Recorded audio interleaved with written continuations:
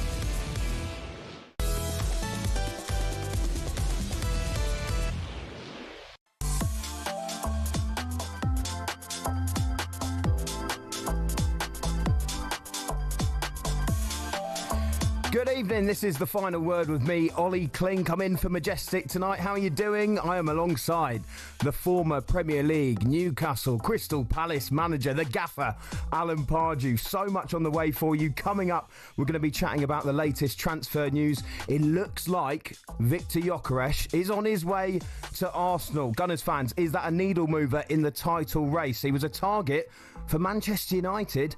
Now reports suggest that they're in for Dominic Calvert-Lewin. How the mighty have fallen. Man United fans, give us a call. 03717 223344. Later on in the show, we're going to be asking you about the greatest sporting event, the greatest sporting moment you've seen live. You might have seen Aguero on the final day. You might have seen Stokes at Headingley. You might have seen Solskjaer in '99. We want to hear from you on that. We'll also talk about Alan's days at Newcastle United, that fifth place finish, that 4-4 draw. We'll keep you across the live sport. We'll pump out the tunes. Remember, we are live on YouTube. We're on your smart TV. You can watch us in glorious HD. 03717 223344. This is the final word phone in on talkSPORT.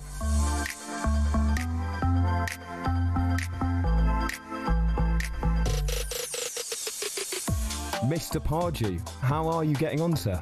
I'm very well, Ollie. It's been a lovely weekend in terms of myself, so I've enjoyed it. What have you been up to? Why such a lovely weekend? Well, I went to the horses yesterday to watch my missus ride on an equestrian horse. Oh, lovely. Yeah, so I got some brownie points in and had a look round. It was lovely, yeah. Does that give you a free pass maybe next weekend? Well, it helps with the, the golf hours that I'm putting in, trying to improve my handicap. So, how are those hours at the moment? Are they long, I'm digging in. You know, I'm like playing off 14, so I'm getting there. I want to get down to single figures. So, practice. Yeah. 14's all right though, isn't it? Yeah, it's okay. That's not bad. Yeah. I mean, you're much better than me.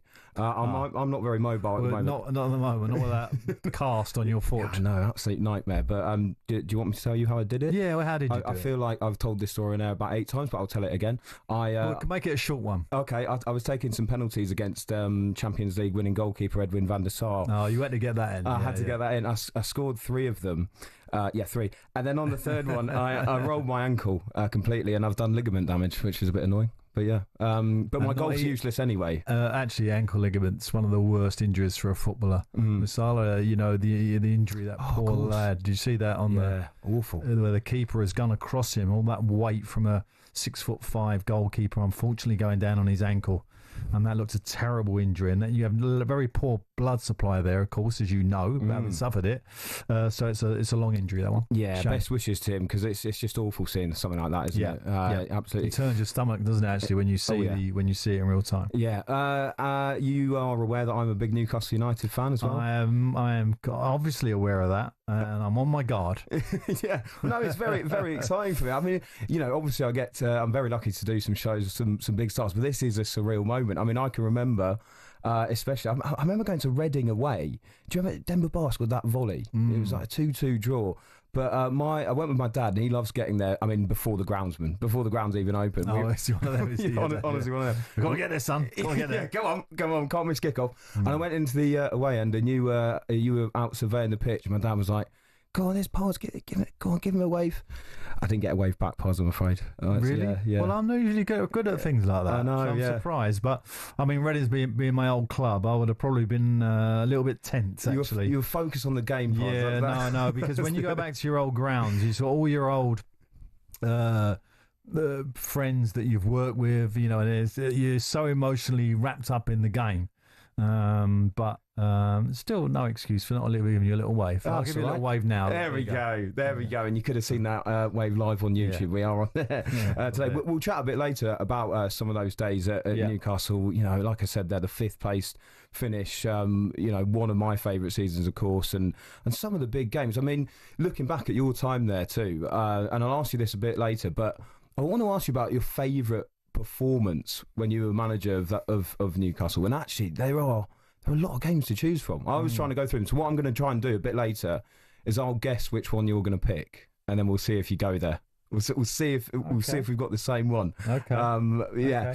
Okay. But listen, there's plenty of transfer news about today. The main story being that Victor Gyökeres looks like he might be heading to Arsenal. Obviously, their search for a striker has been going on and on and on, but we understand that he has agreed to a 5-year deal.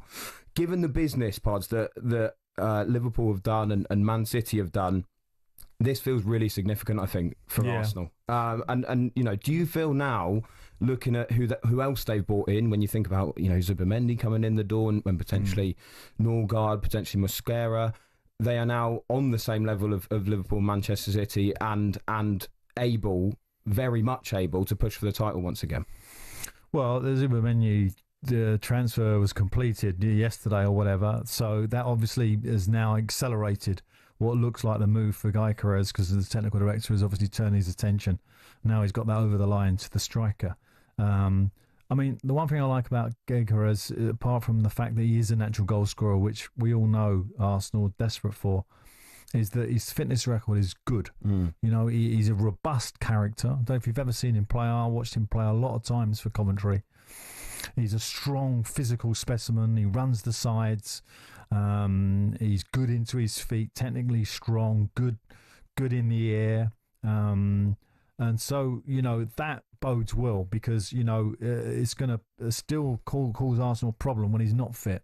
So I think if they can get that over the line, it will put them up a level. And as we know, Liverpool, who have had a terrible week, and we'll probably we'll cover that a little bit later on about God bless him at Jota. It'll put Arsenal on a level playing field, I think, with them. And as you say, Manchester City, who look like they've strengthened, although still question marks, even after this World Club Championship. I still think as a manager myself, I still have question marks over whether defensively they've done enough in the transfer window. Yeah, I mean, they were opened up, weren't they, by Al Hilal when they went out? Again, that same weakness that they, as much as they can control the game and they look like they had their control back, The game was all going their way and it all looked comfortable. Bang! Suddenly they conceded goals, and that was very much situation that we was looking at last year. Yeah, 03717 223344 Arsenal fans, just how excited are you about this news that Gyökeres is coming in? You're finally going to get a number 9. It's interesting you mentioned his time at Coventry, because there's some people who've looked at Gyökeres and gone, yeah, all right, he's been banging in goals, but he's been doing it in the Portuguese league. You know, the Premier League's going to be a completely different step up, but that time in the Championship, how important is that? Because he'll be used to the physicality of English football. How much does that change, the way that people should view him coming in? Well, I think he'll find it easier, the Premier League. He'll find it easier in so much that the less game schedule, the fact that he's had that experience, the Championship. I still, for one, can't believe he ended up at Sporting Lisbon. The Premier League clubs all had big money. They could have easily taken it from Coventry. He slipped the net somehow. I think with the quality that Arsenal have got in terms of creating, he's going to get chance after chance after chance. And, you've only got to look at his record to suggest that it doesn't matter what level he's at. If he's going to get chances, he's going to take them. You mentioned some of the other business they've done. I really like Zubimendi as a signing. Yeah. I think that's really exciting. Elsewhere, it feels like they're adding depth. They've brought in Kepa. Looks like they're going to get Norgard. They've also been linked quite heavily with Noni Madueke from Chelsea. I see that today. What do you make of that? Well, wasn't he linked to somebody else? Was it Spurs or somebody? Yeah, Spurs and Newcastle, I think, another club. Yeah. And for me, I don't know. I haven't seen really enough of him at Chelsea to warrant this kind of speculation. And it concerns me that Chelsea look like they're sending out the message that he's available. Right? They've done this other business, and Chelsea are, again, the wild card of this Premier League again, because no one can predict what they're going to do. No one can predict last year, and it's going to be the same issue. We've got a huge turnover again, got some exciting young talents. So Chelsea with a wild card, but as you say, this Manju, where will he go? And I think he will go. I think there's no doubt about that. I think Chelsea are fueling that a little bit. Yeah. Do you think that would be slightly underwhelming for us, even if they're bringing in? What do you mean say for us? So did you mean with Newcastle then? Yeah. No, I went for Arsenal. Okay. For Arsenal, do you think it would be underwhelming? Yeah. I'm not sure how that would be viewed. Personally, from my point of view, as a Premier League manager, he has talent, and obviously, I think he played for England a couple of times. He certainly played once. I remember him playing, and I was surprised he got that call up. I didn't think he'd done enough at Chelsea to warrant that. But who knows? Maybe this player is going to burst into life and show some consistency, because I think we've seen talent, but we haven't seen the consistency that you would expect to get a move to Arsenal or Spurs for that matter. The other thing about Gyökeres as well is the fact that he was also a target for Manchester United. Maybe a bit of an ambitious one, but why is it ambitious? Because I feel I feel that number 9s are a premium at the moment. There aren't too many around at the moment that are scoring the amount of goals, especially that the but why haven't Man United got him? They came 15th. They don't have Champions League football. I know it's Manchester United, but surely Arsenal's a better destination at the moment. Surely. You're talking about for the player? Yeah. A club that's going to challenge for a title compared to a club on a rebuild, even if it is Manchester United. Do you not agree? No, I don't agree. I think that Man United very much should have been pushing for this transfer. And I think from what I see last year of Man United, if there is one position that they really need to strengthen, it's the offence, and particularly a striker, because they've got a young boy there who doesn't seem at the moment to have the confidence to fulfil a very, very difficult role, and they need to go over the odds and outbid Arsenal on somebody like him. Well, the name they're now being linked with, because it does look like they're going to miss out on Gyökeres, is Dominic Calvert-Lewin, who's just left Everton. That's a little bit of a drop off. That's a little bit. I don't think Man United fans are going to be happy with that. No. And certainly as a neutral, I would suspect that is a move made maybe with financial implications, i.e. they have not got the money to compete for Gyökeres and forget about the ambition of Arsenal or whether the player would like to have gone Arsenal or Man United. Forget about that equation. It doesn't look like they've got the funds maybe to do the kind of rebuild that they need, which is a worry. It is a big worry, isn't it? 03717 223344. Arsenal fans, how are you feeling about this Victor Gyökeres move? And Alan Pardew saying that even now, Manchester United is still got it's such a lure that maybe he should be thinking more about going to Manchester United than Arsenal. 03717 223344. This is the final word on talkSPORT.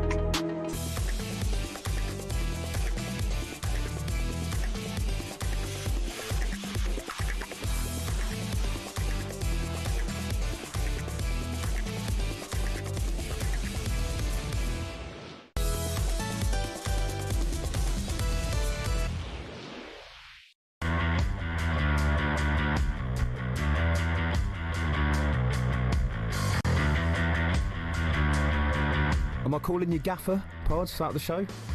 Do I call you Gaffer with the Newcastle links? You can call me what you like.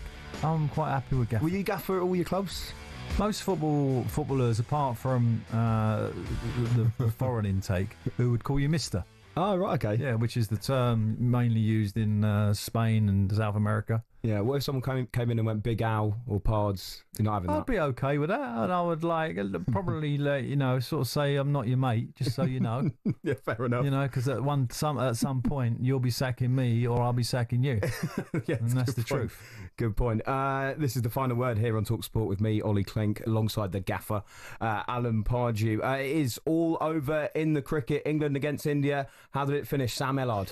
India beating England by 336 runs at Edgbaston to level up the series at 1-1, and it was quite fitting that the final wicket to fall, Bryden Cast for 38, Akashdeep taking the wicket, 6 in the innings, 10 in the match, a remarkable performance from him. India pretty much from minute one were the better of the two teams and dominated and led this test match. They scored 587 with the bat first, led superbly by Shubman Gill, who scored 269. Jamie Smith and Harry Brook battled hard in the second innings, but India were able to take a commanding lead going into the third innings. There was another 100 from Shubman Gill, and then with the ball, India taking the 10 wickets they need with plenty of time to spare to bowl England out for 271 at Edgbaston. A famous win for India. They beat England by 336 runs. We go to Lord's, the home of cricket, on Thursday with the score in the series at 1-1. Sam, thanks very much indeed. Let's get a quick update from the Women's Euros. Norway are taking on Finland. Angelina Kelly.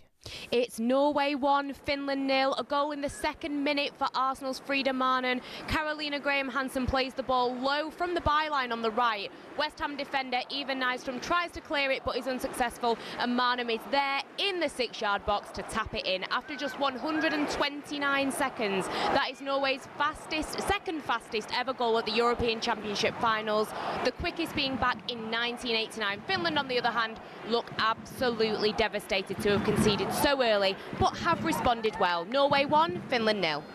UEFA Women's Euro 2025 update on talkSPORT with McDonald's. Got Big McDonald's hunger? The new Big Arch is here. Available from 11 a.m. at participating restaurants. And let's check in at Wimbledon. Lisa O'Sullivan.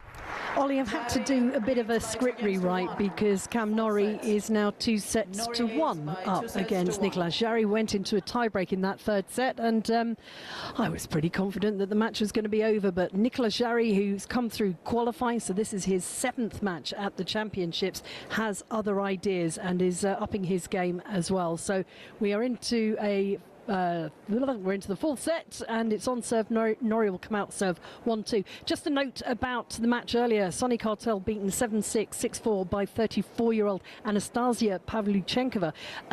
The line calls didn't work. The electronic calling system failed, and we're hearing that it's been blamed on human error. Apparently the club has issued a statement saying due to operator error the system was deactivated on the point in question. Wow, that's absolutely crazy. Oh, VAR ruins everything, doesn't it, Pards? That's the problem. Well, the problem you have at Wimbledon, obviously we've had those lion judges who've always had actually quite a character to themselves. They added something to the tournament because obviously you had different personalities, different shouts. It used to make the crowd laugh, etc. Now we've got this automated kind of system. And like VAR, it feels a little bit impersonal. And, you know, there's been a few calls. I watched the Emma game, which was a riveting game against Semlinka. It was an absolute classic game. And there were some calls in that, you know, you're like, you're thinking, Well, a bit questionable. Definitely. Yeah. And obviously, even the players are questioning them. A bit like VAR. We're sort of saying, you know, is it exact? Is it exact? Is it exact? We don't know. Yeah. Well dressed as well, those line judges, weren't they? Really well dressed. Well, probably the best dressed referees in sport, I would say. Well, they were sponsored by a certain American company, which we won't name. But if there is a discount there, I will name the company straight away. If they do you a deal, you'll bring up their name. All right. Exactly. 03717223344. We're chatting about Viktor Gyökeres, who could be on his way to Arsenal, Manchester United, missing out. Hold on. I want to go back to the cricket. Right. All right, go on. Because we lost the cricket. You're a cricket fan, right? Yeah. I can't understand. I've watched cricket. I've not been a great fan of cricket, but I admire the sport, and I've met a lot of cricketers, as you can imagine. Mm-hmm. Alex Stewart, big power man, etc., etc. Mickey Stewart, even his father. Where are all these runs coming from? Like, it used to be, you know, if a good test score would be like 320, 350, wouldn't it? You'd be quite comfortable that you'd got yourself in a good position. Now it's like 600. What is going on? Yeah, I mean, this is as well. This is Bazball as well, Pod. So basically, England now will tee off if you want, if they're chasing down a big score. But what if they're starting? They're still going to do that, right? Yeah. So this England team have a policy of they don't draw games. So sometimes you'd have, you know, obviously test teams in the past who would be like, do you know what, let's sit this out, let's do a Jeff Bowl cut. I get that, but India are getting 500 and 600. Yeah, it's a nice pitch to bat on, though.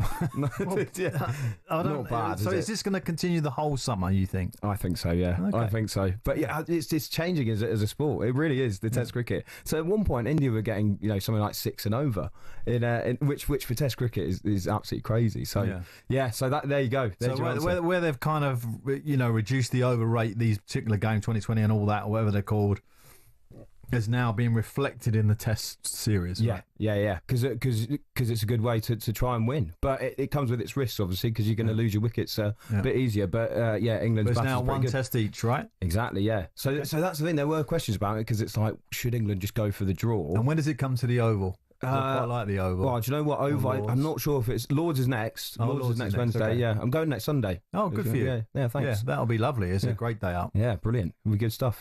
Might have a spare ticket. If I'm always here, available. Yeah. Oh, lovely stuff. All right, anyway. 3717223344. Victor Gyökeres could be on his way to Arsenal. We were also talking about the links of Dominic Calvert-Lewin to Manchester United. Michael is a Man United fan. Michael, how you doing? Not too bad. What do you think about this, mate? You've missed out, it looks like, on Gyökeres, and it could be Calvert-Lewin coming in. Oh, no, that's backwards. Actually backwards. That boy ain't going to score 30 goals this season. What, Calvert-Lewin? No, I mean, with the injury record as well, Michael, I just can't see it happening. We've seen what Man United had injuries. There are loads of injuries under Ten Hag, Amorim. Yeah. What have you made of the business so far, though? You've got Cunha through the door. Looks like you're going to get Mbermo as well. That must have been a bit encouraging. A little bit, but still, who's going to go? Because we've got a lot of people on high wages. They all need to go. Yeah. You know, there's players that does need to go. Rashford needs to go. Garnacho needs to go. Sancho definitely needs to go. Anthony needs to go.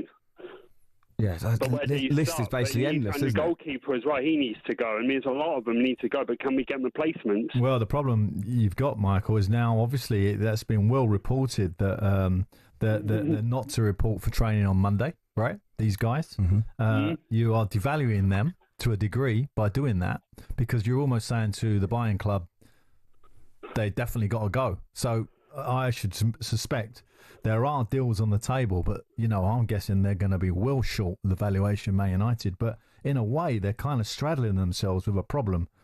I actually think of the boys that are available there, Rashford and Garnacho are going to get good clubs for sure, big clubs, and it'll be interesting to see where they go and what the valuation will be. Yeah, Michael, thanks for your call. 03717223344. On Rashford, you say that you still think big clubs will be in for him. He's been linked with Barcelona and Bayern Munich. So you saw enough, do you think, from that loan spell at Villa to say, yeah, that, you know, I'm not that surprised that a club like Barcelona, who have Rafinha on the left at the moment, would be in for Rashford? I think Rashford has got himself in a situation where he's got the sort of bad tag around him, right, of a player, and Garnacho as well, of a player that's disruptive, let's put it that way. But that might be because of the scenario that they were in at Man United. That's not necessarily just all down to them as a character, maybe. A new environment, a new set of players might bring out something in them. And let's be honest, they got talent. There's no doubt about that. Now, in Rashford's case, I genuinely feel that he has a unique talent. He has such pace and power, and he can go down either side, that he's an attractive player. And now, as the penny dropped with him, to say, look, you know, that kind of putting your hat on your defensive work, sulking around, that I've experienced with players as well. I've had Ben Arfa, Zaha, both particularly not great defenders in a team unit. Then that's the gamble a new manager has to take with him, to say, well, look, I'm prepared to take you, but you have to understand, you know, what he was doing at Man United wasn't enough. You need to do more. And if you can get him in that mode, and I thought Villa had him in that mode a little bit. There were some good clips of him doing the work, doing the stuff that just maybe, he might have a motivation to prove Man United shouldn't have let him go. And that's his boy club, etc. So, yeah, I think there will be big clubs, but it'd be interesting. I think the fee for those players is definitely under 50 million. It's got to be, hasn't it? Because they haven't shown anything really over the last couple of seasons. But they've also put themselves in a terrible... Yeah. If I was technical director at Man United, I'd be pulling my hair out. It's James Wilcox, whoever it is. Yeah, I'd be like, what are you doing? Just bring him back to training and pretend that they're with us. Yeah. And then let me work in the background. Yeah. That would be a better move. Yeah. 03717 223344. I've got to ask you about Hatem Ben Arfa a bit later, Paz, by the way. I've got to do that. That's okay. We can easily cover that. We'll get into that. This is the final word here on talkSPORT.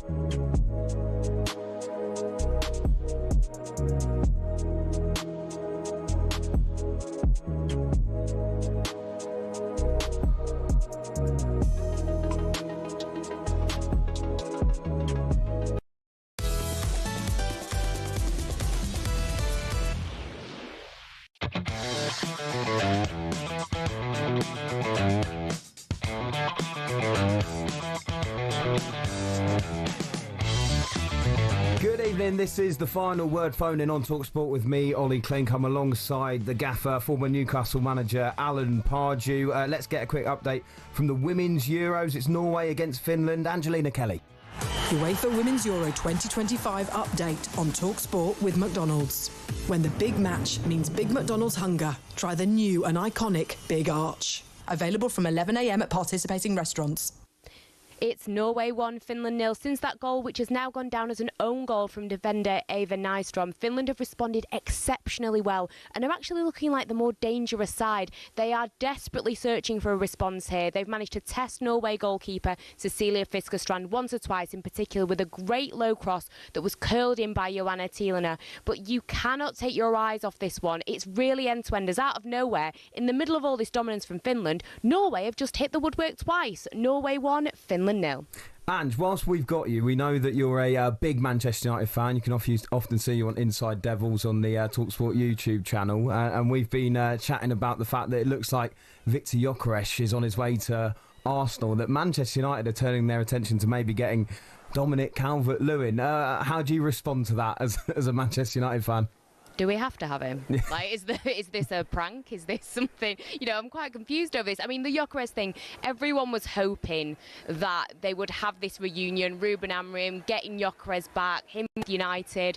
But at the end of the day, United are lucky to even have people interested to join them with the way that they performed last season. So, Calvert-Lewin for me, I mean, we've already got one striker who can't score in Rasmus Højlund. I don't think we need another one that also has injury issues. I was way more interested in the Ollie Watkins, rumours that were going on. But yeah, it's you know what, he might be a lovely guy, but it's got to be a no from me. I'm sorry. Yeah, I mean, I think you make a great point there as well, Anthony. It's interesting she brings up those links to Ollie Watkins as well. I feel like that's a different kettle of fish. I think that's a good signing for Manchester United if they were able to take him from Villa. You're talking about Ollie? Yeah. Oh, certainly. But, and it sounds to me like, and reading between the lines, Villa have got some financial pressure. There's no doubt about that.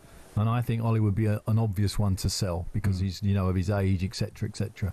So that would be a great move for Man United. But, it's interesting that, we're losing Rashford, going to all these premiers and well-dressed, etc. And now they're going to take Dominic, who's probably a better dresser than Rashford. Yeah, so it's close though, isn't it?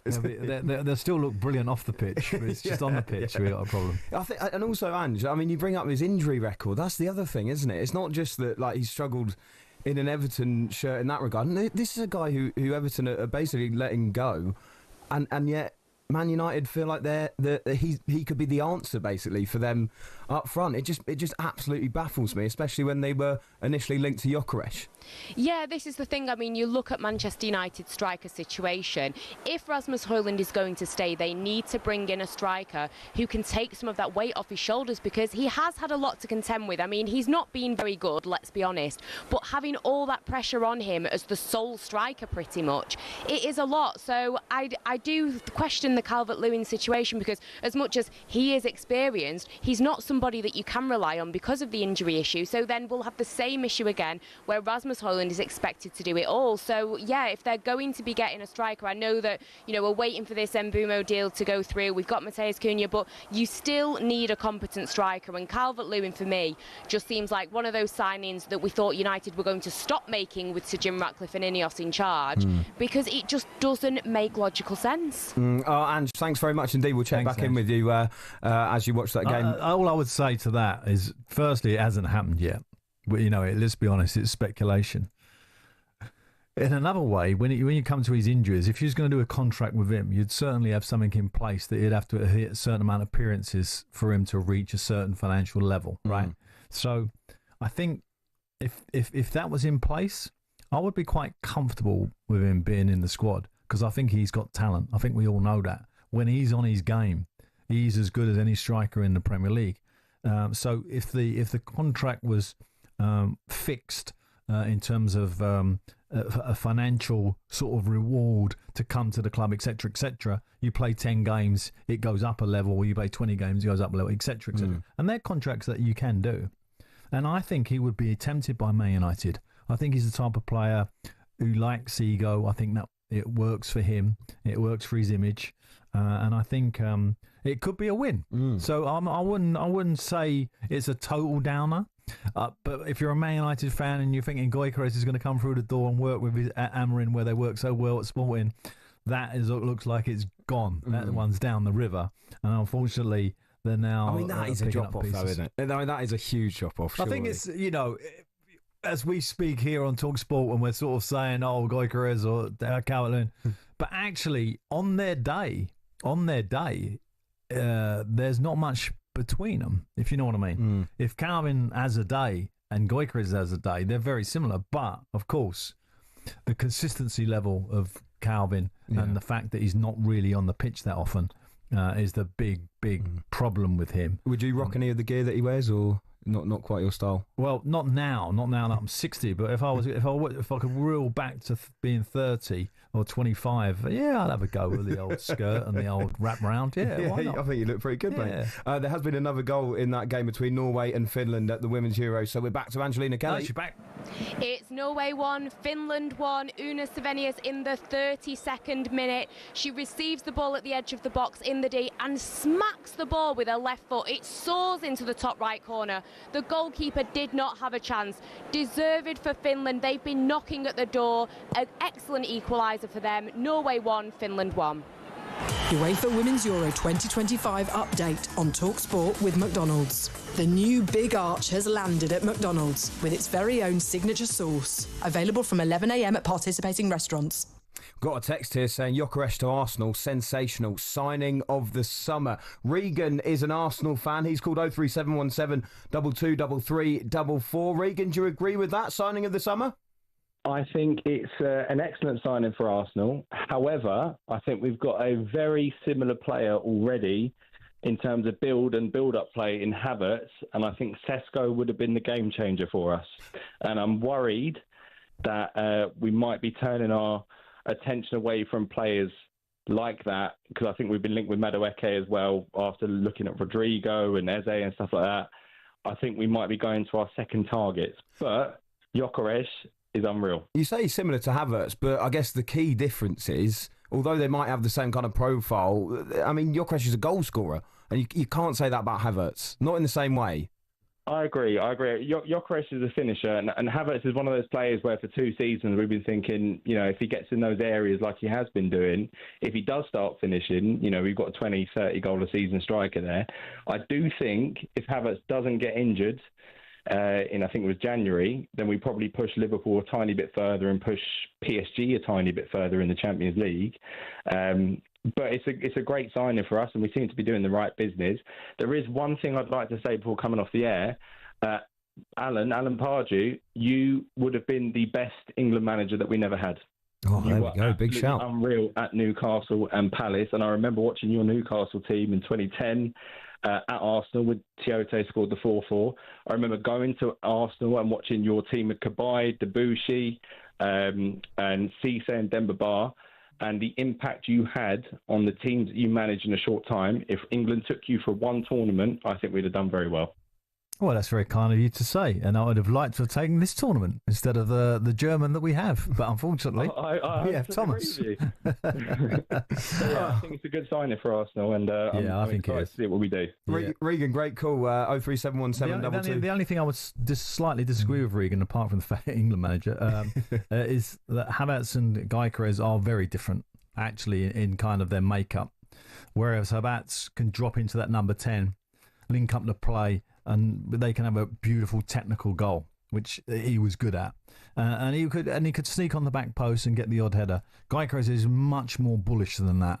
He'll be working centre backs. He'll be causing them a constant problem. He doesn't leave them alone. He's a physical presence, so it's a nice balance, I think, between the two. Actually, I think if I was the manager there, I would be quite embroidered by that, the fact that I've got two very different types. Just on you in England, by the way, after that season in particular, when you won manager of the season, Newcastle came 5th, brilliant team, of course, I very much enjoyed it. was there ever any conversations? Was there ever any approaches? Was it talked about at all? Unlike Eddie, I did get a kind of, a little bit of a call and sort of, what's the situation?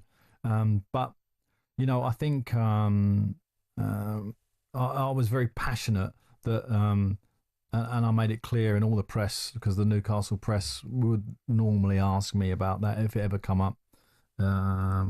I would be very interested, and I think if you're an English manager, you should be. And certainly, I'm more than unhappy that we have a German manager. I have nothing against Thomas, of course. I think he's an upright and a great gentleman and a great coach. But I personally would have liked to have seen Eddie in the job for this tournament, because I think he had earned the right to do that. Newcastle fans probably won't agree because they want Eddie to stay. I love the Tuchel appointment. You'll be amazed to hear, obviously.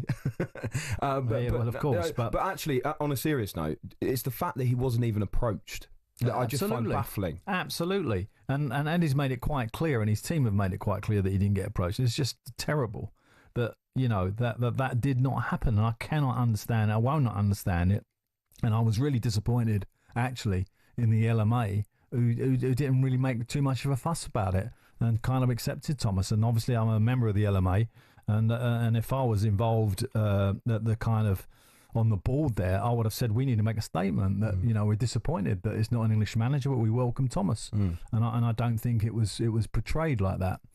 We're going into this tournament, and unfortunately for Thomas, I don't think we're in great shape either compared to other nations. So it's going to be a very big year. We need a big year from the likes of Palmer, etc., to really get our players up a level, I think. Is that not in great shape because of decisions made by Tuchel or because of the squad at the moment? No, nothing to do with Thomas. I just think the squad at the moment looks light to me. In terms of the teams we've taken into tournaments before, you can always look and say, "Oh, we got this, we got that, we got Rice, we got Saka, we got some really great players." But actually, when you look at tournaments when we haven't won, the squads we've had then look a lot stronger than this one. Yeah, very, very true. 03717 22 33 give us your thoughts on the difference between Havertz and Gyökeres. I feel like we're in agreement, Paz. I mean, Gyökeres is a goal scorer. Surely it's an upgrade on Havertz, no matter how talented he is as a footballer. Arsenal fans, is it the signing of the summer if you get him over the line too? Give us a call on that. You can text us on 81089. This is the final word phone in on talkSPORT. Let's get a quick update from Wimbledon with Lisa O'Sullivan. For a match that I thought was going to be over in 3, I'm now wondering whether it will go to 5 sets. Cam Norrie leading Nicolas Jarry of Chile 6-3, 7-6, 6-7. 4 games all in this 4th set. And I thought I'd have a quick look at the aces as Jarry banged another one down. Cam Norrie served 8 aces in this game, 40 for Nicolas Jarry, the qualifier, who's playing his 7th match at this year's Wimbledon Championships. He trails Cam Norrie of the Great Britain 2-1. Lisa, thank you very much indeed. Yeah, in just a moment here on talkSPORT, we'll chat more about the business of Arsenal and Manchester United fans. Dominic Calvert-Lewin, you've been linked with him. Really?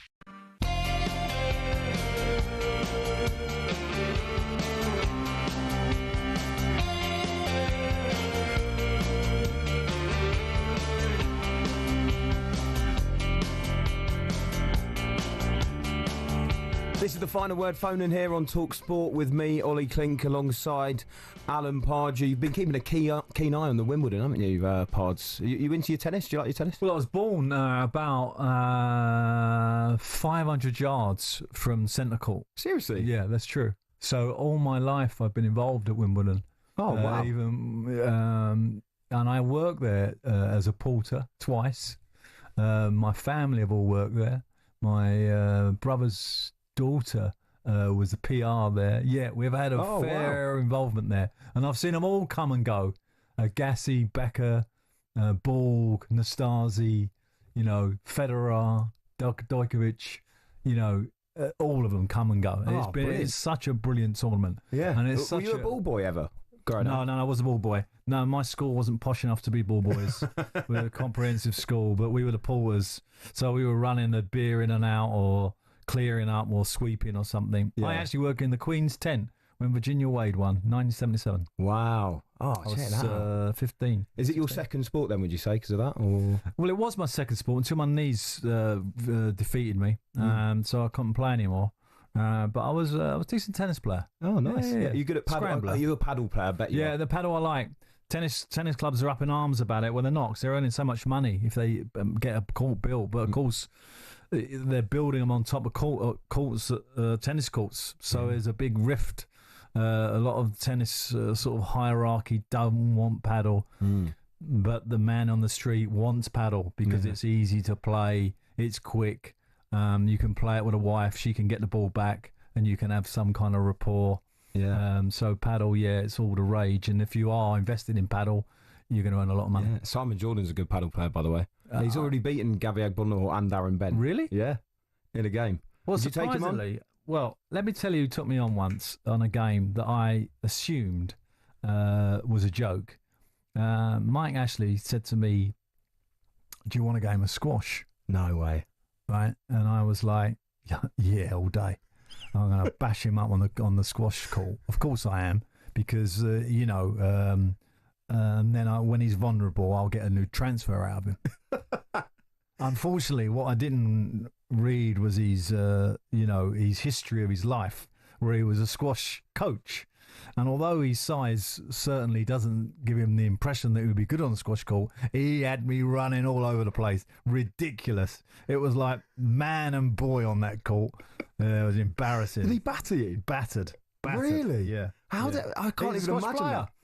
So, but as I say, I didn't know that at the time. I thought, being the fact that he was about 17.5 stone at that time, I think he's lost a bit of weight since then, bless him, that he would have absolutely no chance. He just stood in the middle of the court, smashed it in the corners, and I was everywhere. Oh, and we couldn't get any signings over the line, exactly. Yeah, if only you'd been better at squash. Feel that big, yeah. Like that.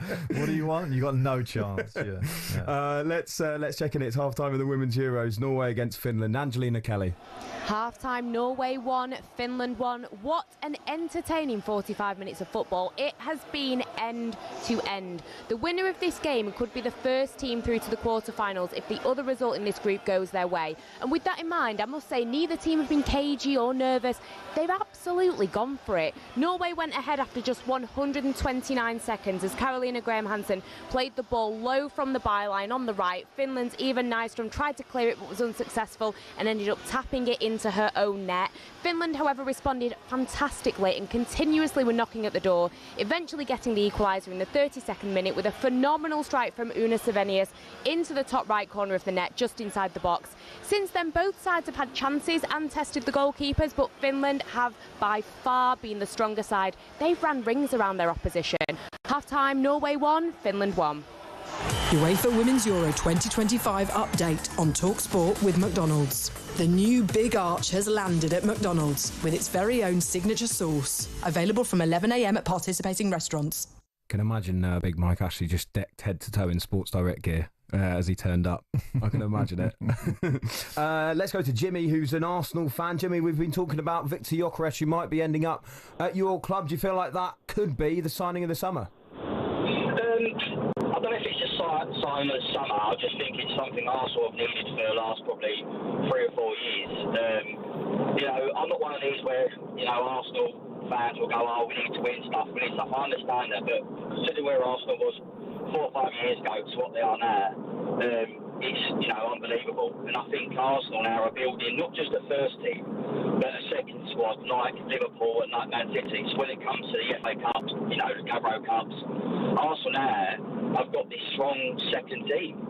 And players now rely on that coming off the bench. I know we're saying about comparing Havertz and Goretzka, but they're completely different players. You've got Goretzka, who's strong, physical, fast, scores lots of goals. I'm not saying Carl Havertz has not done a fantastic job for Arsenal, he has, but he will come. He'll be very important for us in them teams when it comes to the FA Cups and League Cups and, you know, coming off the bench and making an impact player. I think Arsenal are just, they're building this ultimate team.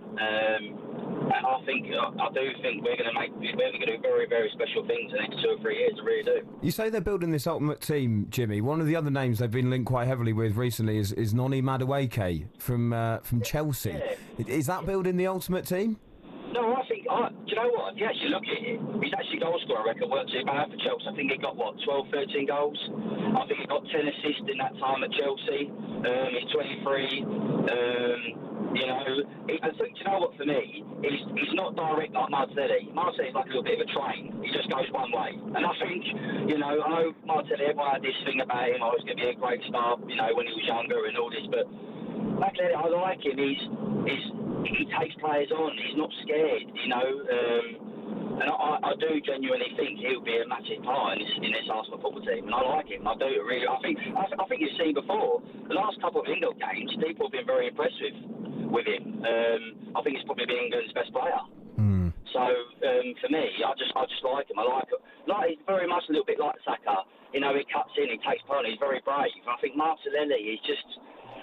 He's not. The last 2 or 3 years, he hasn't been. He's very, very predictable. Players know what he's going to do. So yeah, I think. Look. For me personally, you know, these players that have been named to Arsenal, this weren't happening 4 or 5 years ago.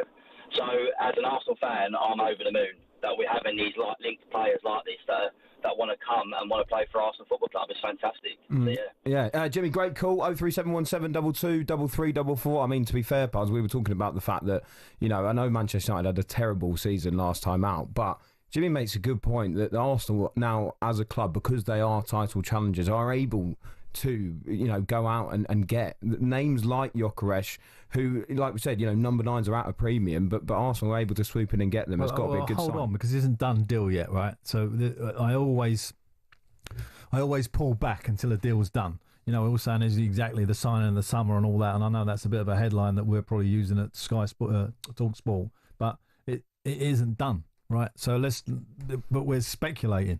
The speculation would be great if he ends up at Arsenal. I think it's a big year for Arteta, and I think everybody at Arsenal knows that. Whether you're a fan, whether you're in the boardroom, whether you're a player, it's a big year for the manager, because in a way, with Spurs winning the trophy, obviously, I think he's under huge pressure to win something. Now, that would arm him, more or less, would arm me if I was him, because I would use that card. I'd say, look, if you want me to stay as manager, and look what I've done, I've built a great squad here and a great kind of way of playing and a great system, etc., etc. If you want me as the manager next year, I've got to win something. I need to be backed, and I think that's where they are. So I think he is getting the money. I think his choices look good.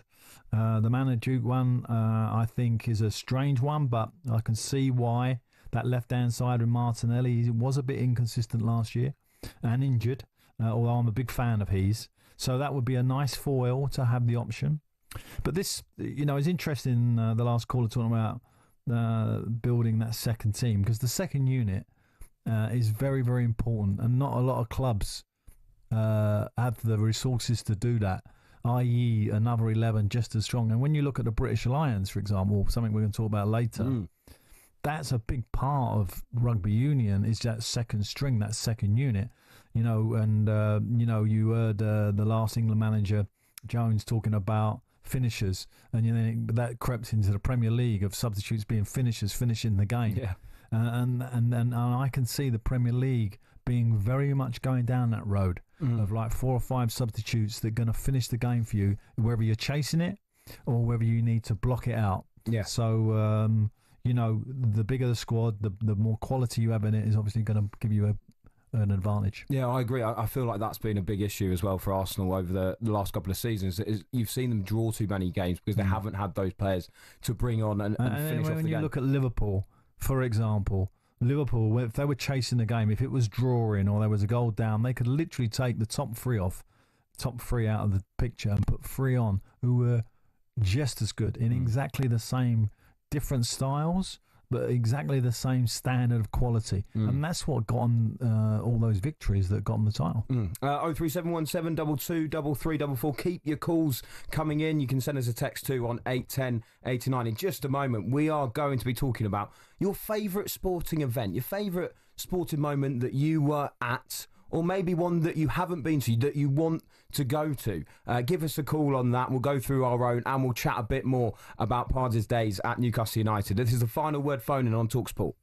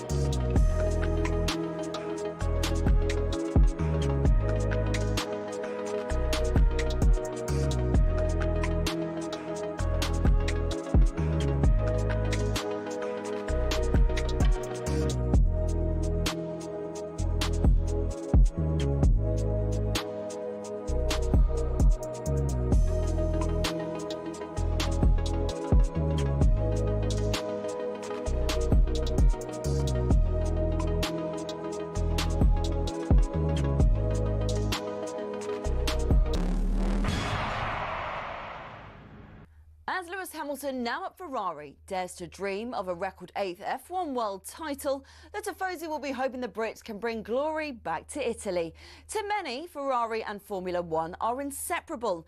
They're the only team in the sport today to have competed in the first World Championship in 1950, are the most successful team in history, and have built some absolutely gorgeous cars. Their first driver's title was won in 1952 by Alberto Ascari.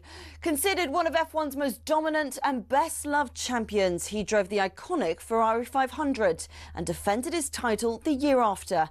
It was Juan Manuel Fangio in his Ferrari 250 who secured the team's next driver's title in 1956. Remember, he was world champion 5 times with 4 different teams. Mike Hawthorne, Phil Hill and John Surtees also won titles for Ferrari in the 50s and 60s, and the cars back then were beautiful, and they even sounded great, didn't they?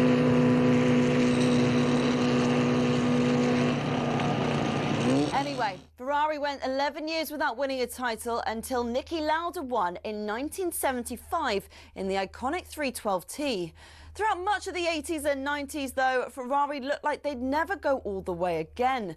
Le Professeur Alain Prost came pretty close in 1990, but lost out to his bitter rival and former teammate at McLaren, Ayrton Senna.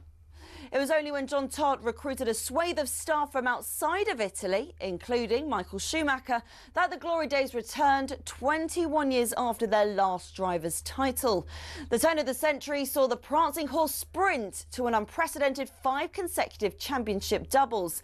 And after Schumacher left, Kimi Raikkonen reclaimed the driver's title immediately. But despite employing 1,500 people, the Iceman remains the last Ferrari world champion. So, 16 constructors' titles, 7 more than McLaren, and 15 drivers' titles, 4 more than, again, McLaren. Ferrari are truly Formula One's top team. Forza Ferrari.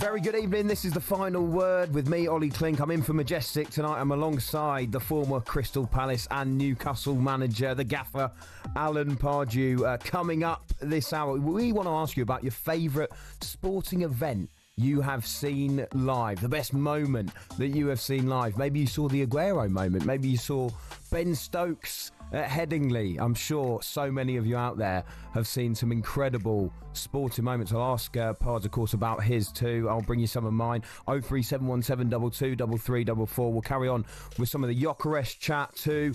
And in the last hour of the show, we'll talk about the Club World Cup. Has it converted you at all? Have you enjoyed it?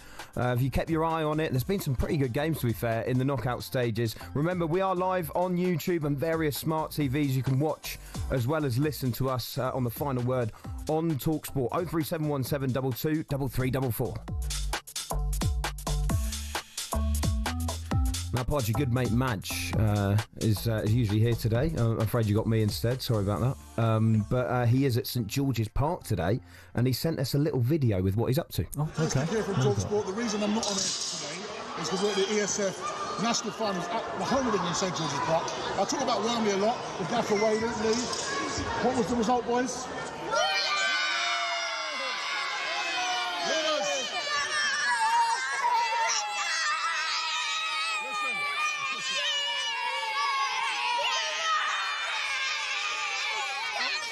Ollie, I know you're a Newcastle fan, so you won. I'm a Spurs fan. I'm getting used to this winning luck. Pards, Ollie, had a great show, but from here at St George's Park with the Wembley crew at ESF, champion! Oh, brilliant stuff. Yeah, Majestic's team there at the Pied Piper, all the kids screaming around him. That's the first time I've seen him lost for words. Yeah, he couldn't get word in, could he? No, he couldn't. That's certainly not usual. Yes, yeah, great that they won it though. Well done to them. Brilliant. Yeah. Like he says, his Spurs fan, he's seen a trophy, and now he's seen another one at St George's Park. That's a place you know quite well, though, isn't it? St George's is obviously the home of the England football team. And the England, all the squads, obviously, but there's a lot of coaching courses go on. The LMA offices are there, for example. I think the referees were there. I think they've now moved, which is probably a good thing. They was always getting the food that no one else wanted. So it was a thing dreamed up, I think, by Howard Wilkinson when he was the FA chairman, or. I know he was a big part of the organisation of it going there. Great facility. One of the few countries that has a national centre. And obviously, with the women's game booming as it is, it's nice to have it all centred there, and they can sort of share information and make sure they're not missing any little tricks or any little clips of things that will progress the game. Absolutely, yeah, and great to see Majestic enjoying himself down there. Just very quickly on the Jokeres situation there, he's been linked with Arsenal quite heavily now. Mark from Fulham isn't having it. He says Gabriel Jesus was the final piece for Arsenal 3 years ago, then Rice, then Raya, then Havertz. Same old story. He says Jokeres will be lucky to get 15 goals next season. Well, let's wait and see. But, I don't know where Jesus is. He's still at Arsenal, isn't he? And is he fit? Not quite, really. No, he's had so many injury issues. Yeah, it's a shame because he's a player that I thought both at Manchester City and Arsenal, terrific talent. Now he comes back. Yeah, absolutely. We want to talk about our favourite sporting moments, favourite sporting events. Pods, obviously, you've been involved in the game, but I mean, feel free to ask this either as professional moments or personal moments. What do you think it would be for you, the greatest sporting occasion that you've been a part of? That I've been a part of? Well, certainly playoff finals and FA Cup finals, carry a certain weight to them that sticks with you. Unfortunately, in FA Cup finals, I've lost 3, 1 as a player, 2 as a manager, and although in all 3 games had a chance to win, it was frustrating, and that was why when Crystal Palace won this year, I was highly delighted because 2 of those were with Palace, 1 as a player, one as a manager. But the playoff finals as well, they're special occasions, and even though you're going to Old Trafford and you're going to Anfield and you're going to Highbury or whatever, that some of those nights are brilliant because you go and win there, but obviously the finals are something very memorable for you and all your family, of course, who all travel down to watch them. Yeah, I thought you were going to say Newcastle's win over West Brom when you were manager. I mean, no one forgets that. That was incredible. But just talking there, because it's so interesting to talk to someone who's been in an FA Cup final as a player and as a manager. But that feeling when you led that Palace team out in 2016. I mean, that can't have come close to stuff that you did as a manager. That feeling of walking your team out at Wembley. Yeah, that's right. And, I remember walking out the tunnel at the old Wembley, which was the original tunnel, of course. And that was quite a unique experience, actually. And I think if you was to pin me down, what game or what final would I have loved to have seen, it would have been the 1966 World Cup final, because I can't imagine those players walking out that tunnel because you're cocooned. It was like a long slope up to the playing surface. You were completely cocooned from the noise from outside. You could hear a little rumble, And as you kind of got to the top, it sort of suddenly dawned on you and the light would hit you. So that was the greatest walk in football I think there ever was, if I'm honest. And it's something they should replicate because it would make great TV. Yeah, to have that kind of walk-on ramp scenario. But can you imagine being there in 1966 when Bobby Moore, and Sir Alf Ramsey led that England team out? That must have been something else. And unfortunately, it was so many years ago now that we probably haven't got many callers who actually who were there. Wow. Actually. I'll tell you what, if we have 03717 223344, yeah, let us know because that would be incredible. What about outside of football? Anything that you have been to or kind of wished you'd seen or been to? Any moments or any sporting occasions? Yeah, well, of course, I've been lucky enough to go to a lot of sporting occasions. I went to the MLS final actually at Atlanta, which was interesting. Being in that stadium took my breath away. And if you've never been to that new stadium there, you will know what I mean. The Monaco Grand Prix is a spectacle that has to be seen to be believed. The whole weekend is just a tremendous event. I've been to Silverstone to watch Hamilton win a couple of times, and that was emotional and great events. Wimbledon finals, I've been to about 3 of those. And again, any kind of pinnacle of sport, I think, is a great event. Twickenham, the rugby, always a great day out. Horse racing, but I do prefer, if I'm honest, as a spectacle to watch individuals. Oh, really? Yeah. So like boxing, tennis, they're sports. Where in golf, I've never been to the Masters, but I've been to the British Open a couple of times. That when you're on your own, there's no team around you really. They are in the background and they've prepared you, etc., etc. But you are emotionally being carried by no one else. Like when you're in a team sport, you can be really poor and your teammates can pull you through or raise you. Whereas on an individual level, you can be having a really torrid time and you are literally on your own. And psychologically, you got to dig yourself out and get yourself back in mode. And it's a bit like watching Norrie on the tennis now. He looks like he might be going to the 5th set.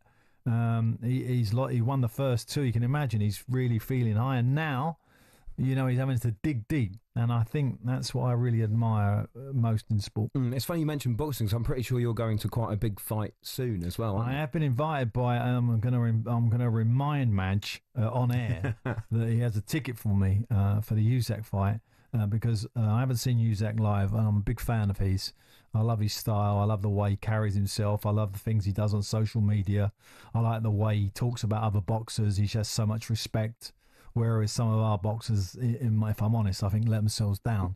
I know they have to sell tickets, etc., but a bit of humility and a bit of respect when you're the champion doesn't go amiss. Yeah, I tell you what, I've seen Usyk live. I saw his fight with Joshua at the Tottenham Hotspur Stadium, and oh my word, magician, you know, and a technician. And actually, you know, as the fight went on, I honestly think if it had gone on a few more rounds, obviously going into it, everyone's there going, well, you know, Joshua's got to be the one. He's got to go out there and try and knock him out. You could just see Joshua going, I cannot work this guy out. And if it had gone on longer, he'd have been knocked out as well. Yeah. I think people underestimate the power that Usyk's got too. And that's again, you know, that sport of it, you know, although you're going back to the corner and they're giving you bits of advice, they can't give you advice after 1 minute, 30 seconds of the round. You really got to like find your own answer. And Usyk is a particular problem because he's very difficult to hit. Of course, his defence is so strong, and yet he just sort of can land big shots out of that defence at will, and he lands a lot of them. So he makes him you know, the champion that he is. Be interesting in this Dubois fight because Dubois has obviously got a bit of confidence, and after his last fight, and obviously he had that low punch scenario where you know, you could argue that it wasn't perhaps that low, that it might have hurt him more than we assumed.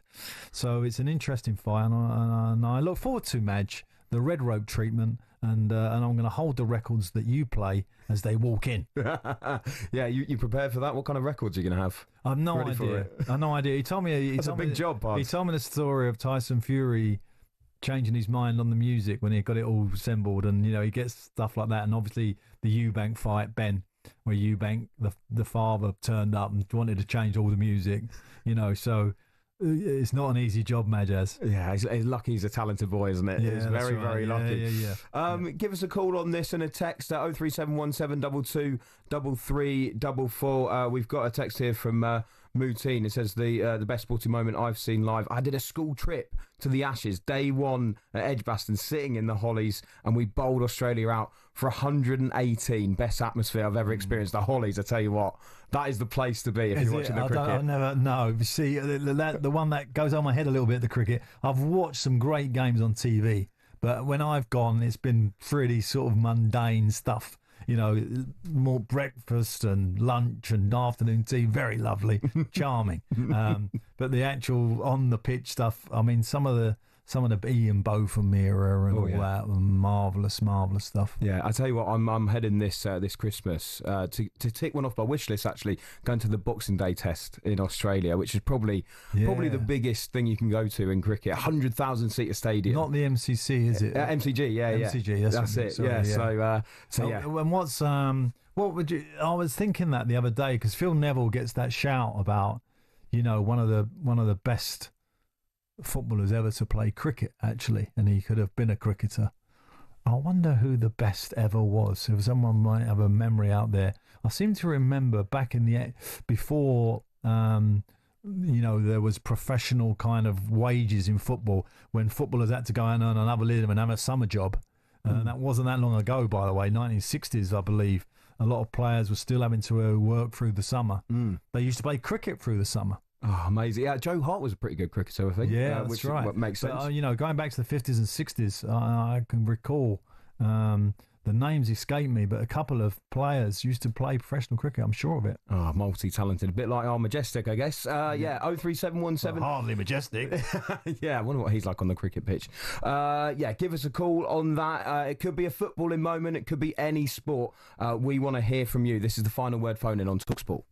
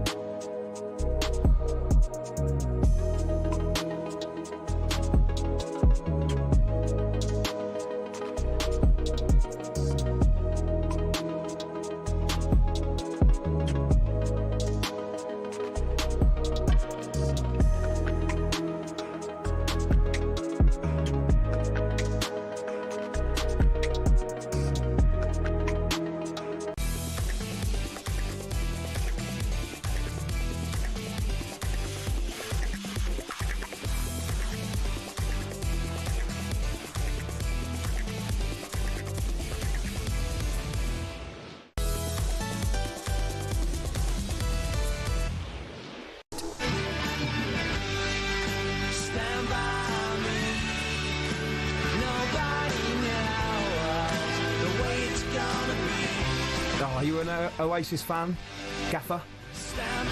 Yes, I am. I'm not a particularly great fan of them personally, but their music I think is fantastic, and apparently the show was brilliant. Oh, it looked a lot amazing. of footballers, by the way, were there. I heard a few shouts for there. I know Carlton Cole was there. For example. Really? Yeah.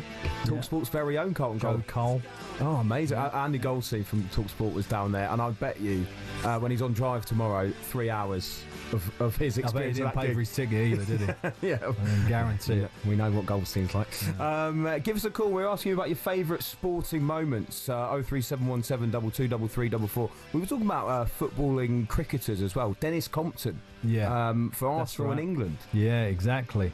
And that's what I'm saying. You know, that was it's really hard to believe that. I know some of those players were getting like £26, I think was the minimum wage. I can't remember what it was. And then, but then they would have to play. They would have to either work through the summer, or if you was multi-talented, you would play cricket and get paid a little bit of cash, under the table sort of thing. I remember in a later time, my old club, Yeovil, Ian Botham played for Yeovil. Really? That's right, he did. He had a few games up. I can't remember if he was still a cricketer then, or it was at the end of his career and then he had a few games after. But he definitely played for Yeovil, for sure. Oh, beefy up front. Was he any good, or... Well, you can imagine he was good. I mean, he was the type of character that would make himself good. Yeah. So, and I'm sure there's people, if our callers, they got any names they can throw at us. Crossover, football, cricket. Do you know what? I saw a video of Sean Longstaff bowling someone out yesterday. They've got the brothers, aren't they? Yeah. Sean's the one still at Newcastle. Still at Newcastle. Yeah. I think they were both there when I was there, actually. Oh, really? Those little ones, tiny ones. Nice one. Oh, there we go. Let's get a quick update from Wimbledon. Norrie is in action. How's he getting on, Lisa O'Sullivan? Well, as you said, Pards, he did indeed drop that fourth set. We're into a deciding fifth. Norrie took the first 6-3. The next 3 sets all decided on tie breaks. And that third set, we saw a surge in attack from Nicolas Jarry of Chile. 16 aces, hitting 31 winners in that set alone. He's hit a massive 94 winners in this match. I'm surprised when you look at the numbers that Cam Norrie is still in it, but he is. It's all square. Norrie's held serve in the opening game of the deciding set. And let's get an update from the Women's Euros. Norway against Finland. Angelina Kelly. It's Norway 1, Finland 1, just over 60 minutes gone here in Sion. Both sides have had some chances. Kosula, who was player of the match in Finland's last game, just drifted in from the left and fired the ball at goal, forcing a brilliant save from Fisker Strand. Norway have made some subs, one of them being Siggy Gaupset. She's come on for Arsenal's Marnham. Gaupset is only 20 years of age, plays for Brann in Norway, a real exciting talent, and got off to a good start with a fantastic low cross across the face of goal, but sadly nobody was there. The offside flag did go up in the end anyway, but it's just a little sign of what this youngster can bring on the left-hand side. Norway 1, Finland 1. UEFA Women's Euro 2025 update on talkSPORT with McDonald's. Got Big McDonald's hunger? The new Big Arch is here. Available from 11 a.m. at participating restaurants. Let's go to the phone lines. We've been talking about your favourite sporting moments that you've seen live. Nigel is a Charlton fan. Nigel, what is the greatest thing you've seen live? Well, it would be interesting to say that you cricketers have played football. Willie Watson played for Sunderland and England, but my favourite moment probably would be the World Cup. I wasn't at the final, but I saw the Portuguese game, which was magnificent, but the Argentina game was a bit of a roughhouse, but it was a sensational game. It was probably the most sensational game of football, not because of the dreadful Retin foul, which was deserving of a sending off, but we had all our work cut out to beat the Argentina on that Saturday. We played on a Saturday. I remember it very well. I'm coming up to 86 in a couple of weeks' time. Wow. So I've seen a lot of football in my time, and I from Ilford Football Club with an attendance of 800 in about the 47, to seeing Charlton, where my next-door neighbour said to my dad, "Can I take your boy to see Villa play Charlton?" So when I got there, 40,000 plus, I said to Mr. B, the next-door neighbour, "I can't see the pitch." He said, He said, "I'll get line upon line of people, fans there." And they found me a spot, and these spectators took me down, and I actually found a spot. And I just fell in love with Charlton. But the thing is about the England team, when we had such a great side, it was full of grit, you know, Jack Charlton, Bobby Charlton, everyone, Alan Ball, was just magnificent. And I don't want to dwell in the past, but the thing is, I can't watch England now because I look back in those old days and say that we played with so much grit and passion. I'm not saying we don't have players like Bellingham and Rice and that, but the thing is, it's a different game now, and there's so much money associated with it. So, Nigel, were you talking about 66 then? You saw was it the semi-final against Portugal, is that right? How come you couldn't make it to the final? I couldn't get a ticket for some reason. I tried my heart out, but I saw the third place between, I think it was Russia and Portugal. That was a good game, because I always wanted to see Yev Yashin, the Russian the famous goalie, and the third place was a good game as well. But I think Alan's right. I mean, I never came through the tunnel, obviously, but much of it I thought sometimes Wembley was a bit of a dumb compared with a modern stadia. I mean, there was something about Wembley. Of course, there was something about the World Cup. I came back from America. I'd emigrated to America, and came back just for the World Cup. I had to come back to England from the States, and so I never returned to the States. But, you know, I want to say finally that, you know, it's such a beautiful game. I get carried away with it, and I only hear your station. I've gone a full circle here because I'm a huge radio fan. So from listening to Raymond Glendenning in post-war Britain, I've got to say, can I just put this on? That I see one of your other shows, which I'm looking forward. I think Danny Kelly's Pan-European Express is a sensational brilliant show. Brilliant show. It'll also win. I hope it wins an award because it's 3 hours of shared joy for me. As it is your show as well. You're very, very kind, Nigel. Thank you very much for your call there. 03717. Great. You could have a show just of Nigel. Oh, absolutely. I mean, what memories. That was brilliant. And, you know, those days when you get 40,000 in at Charlton to watch the Villa game, you know, the kids would get passed to the front. That was a normal procedure. It's amazing, the kids you'd pass them down to the front, and then at the end of the game, they'd work their way back to their family unit. Can you imagine doing that these days? Wow. Incredible. I don't think health and safety would be having any of that. Yeah, they would be having a field day, I think, there. I've got a couple of texts. There's one here. Gary Lineker, captain Leicestershire schools. That's right. Cricket. Gary was a very good player. Absolutely. Yeah, and then one about sporting events. Mick says, as a 16-year-old, I was at Wembley in 1969 to watch my team, Swindon, beat Arsenal 3-1 in the League Cup final, one of the great upsets. Yeah, that's right. Stan Harlan raised the cup. I was not the only one in tears. That's got to be a great day to be at, too. You're gonna have to go some to beat Nigel, though. I mean, he went to the Argentinian game. You won't even remember the Argentinian game, right? But it was like a World War III. Like, it was a proper kickoff. And they were all like, there was sort of tackles waist high, etc., etc. Alan Ball was getting involved, you know, Nobby Stiles, etc. It was all getting a bit fractious. Yeah. But, you know, as he says, we had to break them down, and in the end we did. The Portuguese game was completely different. Real technical game. Bobby Charlton, absolutely superb in that game. And if you ever want to see one of the great, probably the best midfield player we've ever had, and I include Gazza and Brian Robson in that, scoring those 2 goals against Portugal, you know, having to deliver when you need to deliver in a semi-final. That's when they set themselves apart. Great players. Yeah, there we go. So can you beat Nigel? What a memory that is. He was at the 66 semi-final. If you can, give us a call. 03717 22 3344. This is talkSPORT.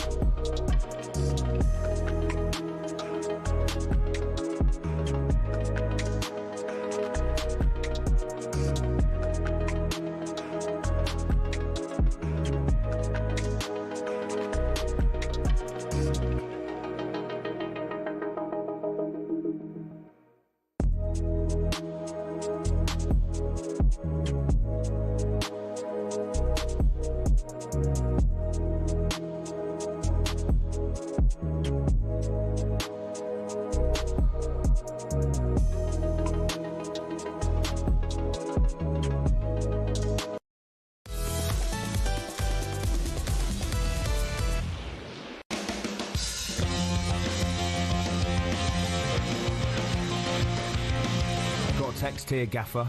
Arnie Sidebottom played football for Huddersfield Town and cricket for Yorkshire, and I think he's related to Ryan Sidebottom, who played cricket for England as well. Really? Yeah, I think he is. There we go, runs in the fan. That's a really old English name, that, isn't it? It's Sidebottom. Arnie Sidebottom. Yeah. Yorkshire boy, though. Ripping yards. You remember that Michael Palin? He done that football sketch show thing. It was absolutely brilliant. I don't remember what it was called. If you remember, call in. Yeah, give us a call on that.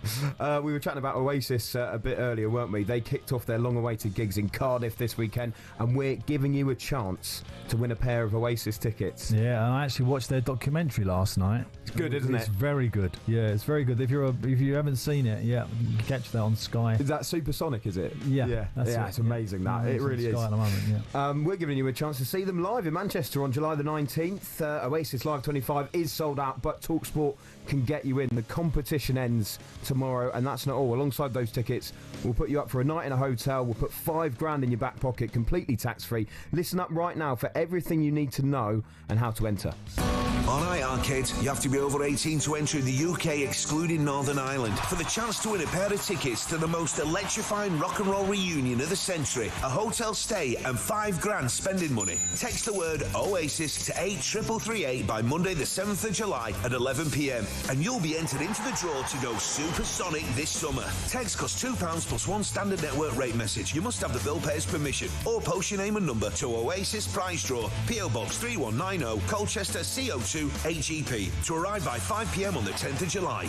This is a talkSPORT limited promotion run on talkSPORT, Talk and Virgin Radio UK stations. Full T's and C's at talksport.com. Good luck, yeah? Sorted.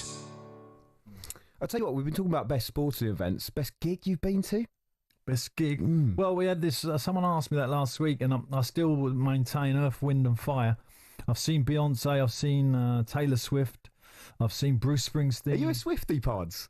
I went to Swiftie last year at Wembley. It was brilliant. I have to say, what a show. Really? Yeah, what a brilliant show. And the way she worked the audience, she has obviously her disciples. They're easy to manipulate. But she engrossed the whole stadium. Really? Even people my age. I thought she was absolutely brilliant. The Swifties, I'm in there. You're in there? I'm in there. There we go. Beyonce was brilliant. But I still think Earth, Wind and Fire in the Wembley Arena. When was that the then? Brass section. We were talking a long time ago. That would have been 1978, something like that, 1979. Wow. Is that your thing, a bit of disco and that kind of music? Well, Earth, Wind and Fire at the time were like sort of riding high. It was sort of the disco, sort of John Travolta. That was all to come, I think, just after. I might be wrong. It might have been roughly the same time. But Earth, Wind and Fire was like the cool band of that era. They weren't like a disco band. They were like a cool band. And if you was an Earth, Wind and Fire fan, you was strutting it. Yeah, well, there we go. There you go. Yeah, nice one. Let us know your favourite gigs as well. You can include them, as well as your favourite sporting moments. Phil is a Newcastle fan. Phil, go on. What's the best thing you've seen live? All right, gentlemen. How you doing, mate? I'm very good. Nice to speak to Mr. Pardew. It's a pleasure and an honour. Thank you. My sporting thing I would like to talk about would be, I've never been, but I watch it all the time. I'm into golf, would be the Ryder Cup. Oh, yeah. The Ryder Cup. When we had some great weekends of that. Wow. Oh, the one that was in France where they were all with the blue and yellow and they were cheering them on, singing the songs. It was unbelievable. Yeah. Your hairs were standing on the back of your neck. Yeah. Do you know what? Yeah, it's that miracle at Medina as well back in 2012 when they had that huge comeback, Phil. Yeah, unbelievable. I mean, you play each other every week for a lot of money, and then to go and play that for nothing and just the honour of playing for their country. You know what I mean? It's up against the might that is America. So. Yeah. What would you do though, Phil? Would you stay with one golfer or would you stay with a hole? If you were watching it. I would probably look for somewhere like Amen Corner when they've got the Masters. So you've got like somebody teeing off, somebody coming onto the green, and then a par three. They're all in like a similar area. So at least you're not just watching one golfer hit a shot.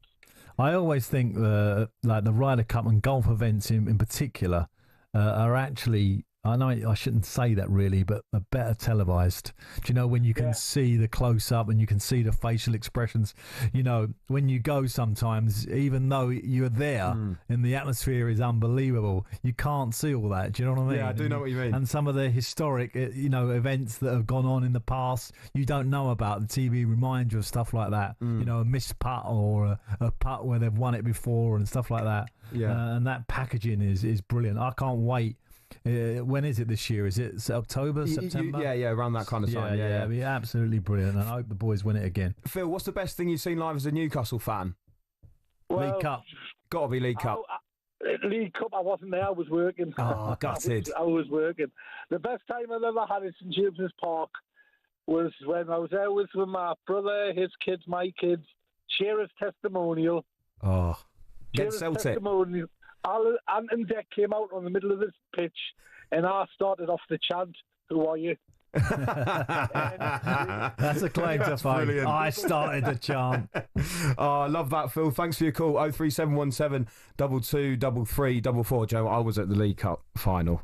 And it's just incredible though, because I've got to say, I mean, I'm 29 years old, but there were some gents there that were in their 60s and they hadn't seen Newcastle win anything. It was been an incredible year for me because obviously I managed at Newcastle and I know the emotion and the suffering that they've had for many years to finally get it over the line.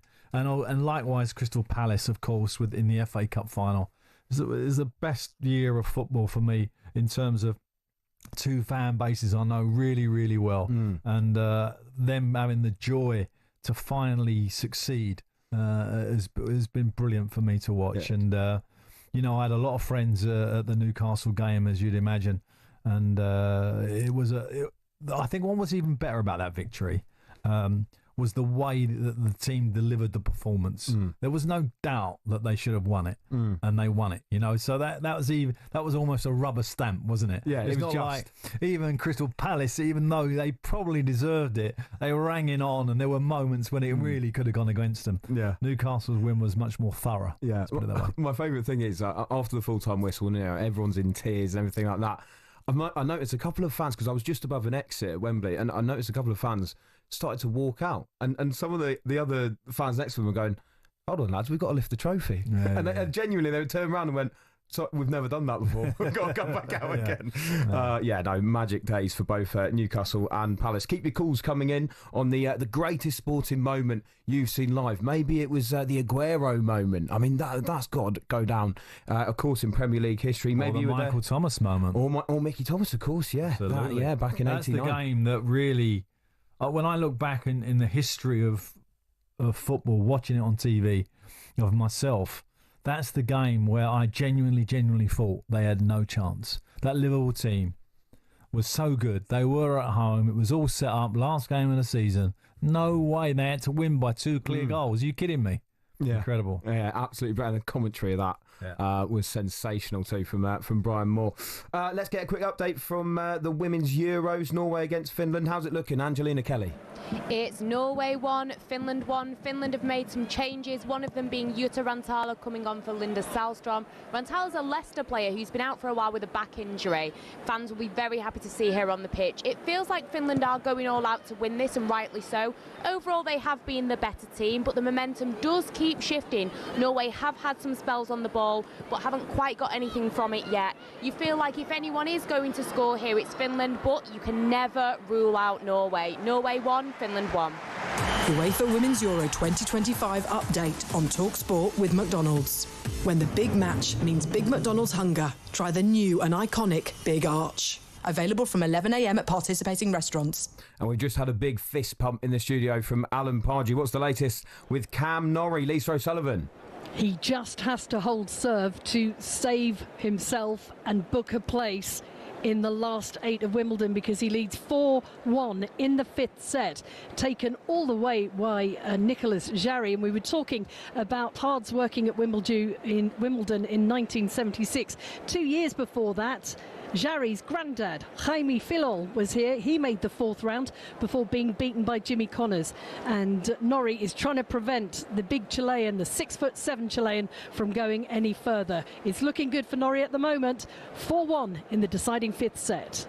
Lisa, thanks very much indeed. In just a moment, we'll take more of your calls on your favourite sporting moment that you have seen live, favourite gig maybe that you've seen, and text us in some footballing cricketers as well. 81089 on the text.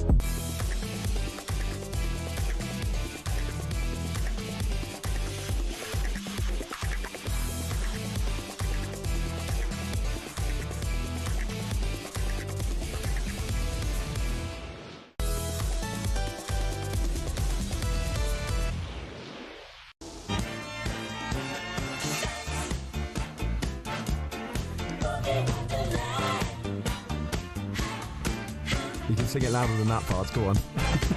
I'm not. You've got to let it do its justice. This is the proper song. Oh, so good. Did they close the set with this? When did you see them again? End of the 70s, was it? Well, I would say I would have been about 16, 17, so 78, 79, somewhere around that. Someone will probably correct me because obviously it was at Wembley. I know it was at Wembley Arena.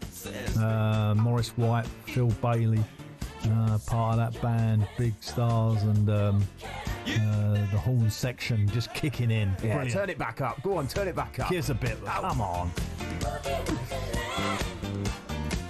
Even Madge gets excited about it. Oh, Madge loves this kind of stuff, though, doesn't he? Well, he samples it, doesn't he? Nicks it and makes it his own. Yeah, that's part of his. He loves a bit of Boney M. Well, you're a Boney M fan. Boney M was his big hit, wasn't it? And it was a great tune. He done a brilliant job on that. Yeah, brilliant. We've been asking you for your favourite sporting moments. This is a good one from Manos, who is Greek. He says the Euro 2004 final, Karisteas' goal. For Greece to win it. When Greece won it. Yeah. Wow, that game was one of those as a manager. You know, they got the goal and they hung on and hung in there, and they never looked like scoring. I can't remember who the opposition were actually. Was it Portugal? Was it Italy? I can't remember. But I remember the Greeks they were brilliant. I think they must have won 4 games 1-0, something like that. My dad got them in a sweepstake that year. No, can you believe that? Really?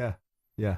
Ridiculous. So he's been a Greek fan ever since. Yeah. Every tournament, he's backing them. Got a text from Alex in Newcastle. I agree with this one, Alex. Favourite sporting game and moment: Fabian Schär's goal to make it 4-1 against PSG in the Champions League. Best gig: Stone Roses at Wembley in 2017. They were unreal. Fabian Schär's goal. That was an insane moment too. How do you think Newcastle might get on in the Champions League next season? Because I think last time they had the group of death. They did quite well, but obviously went out in those group stages. But obviously the format's changed now. Yeah.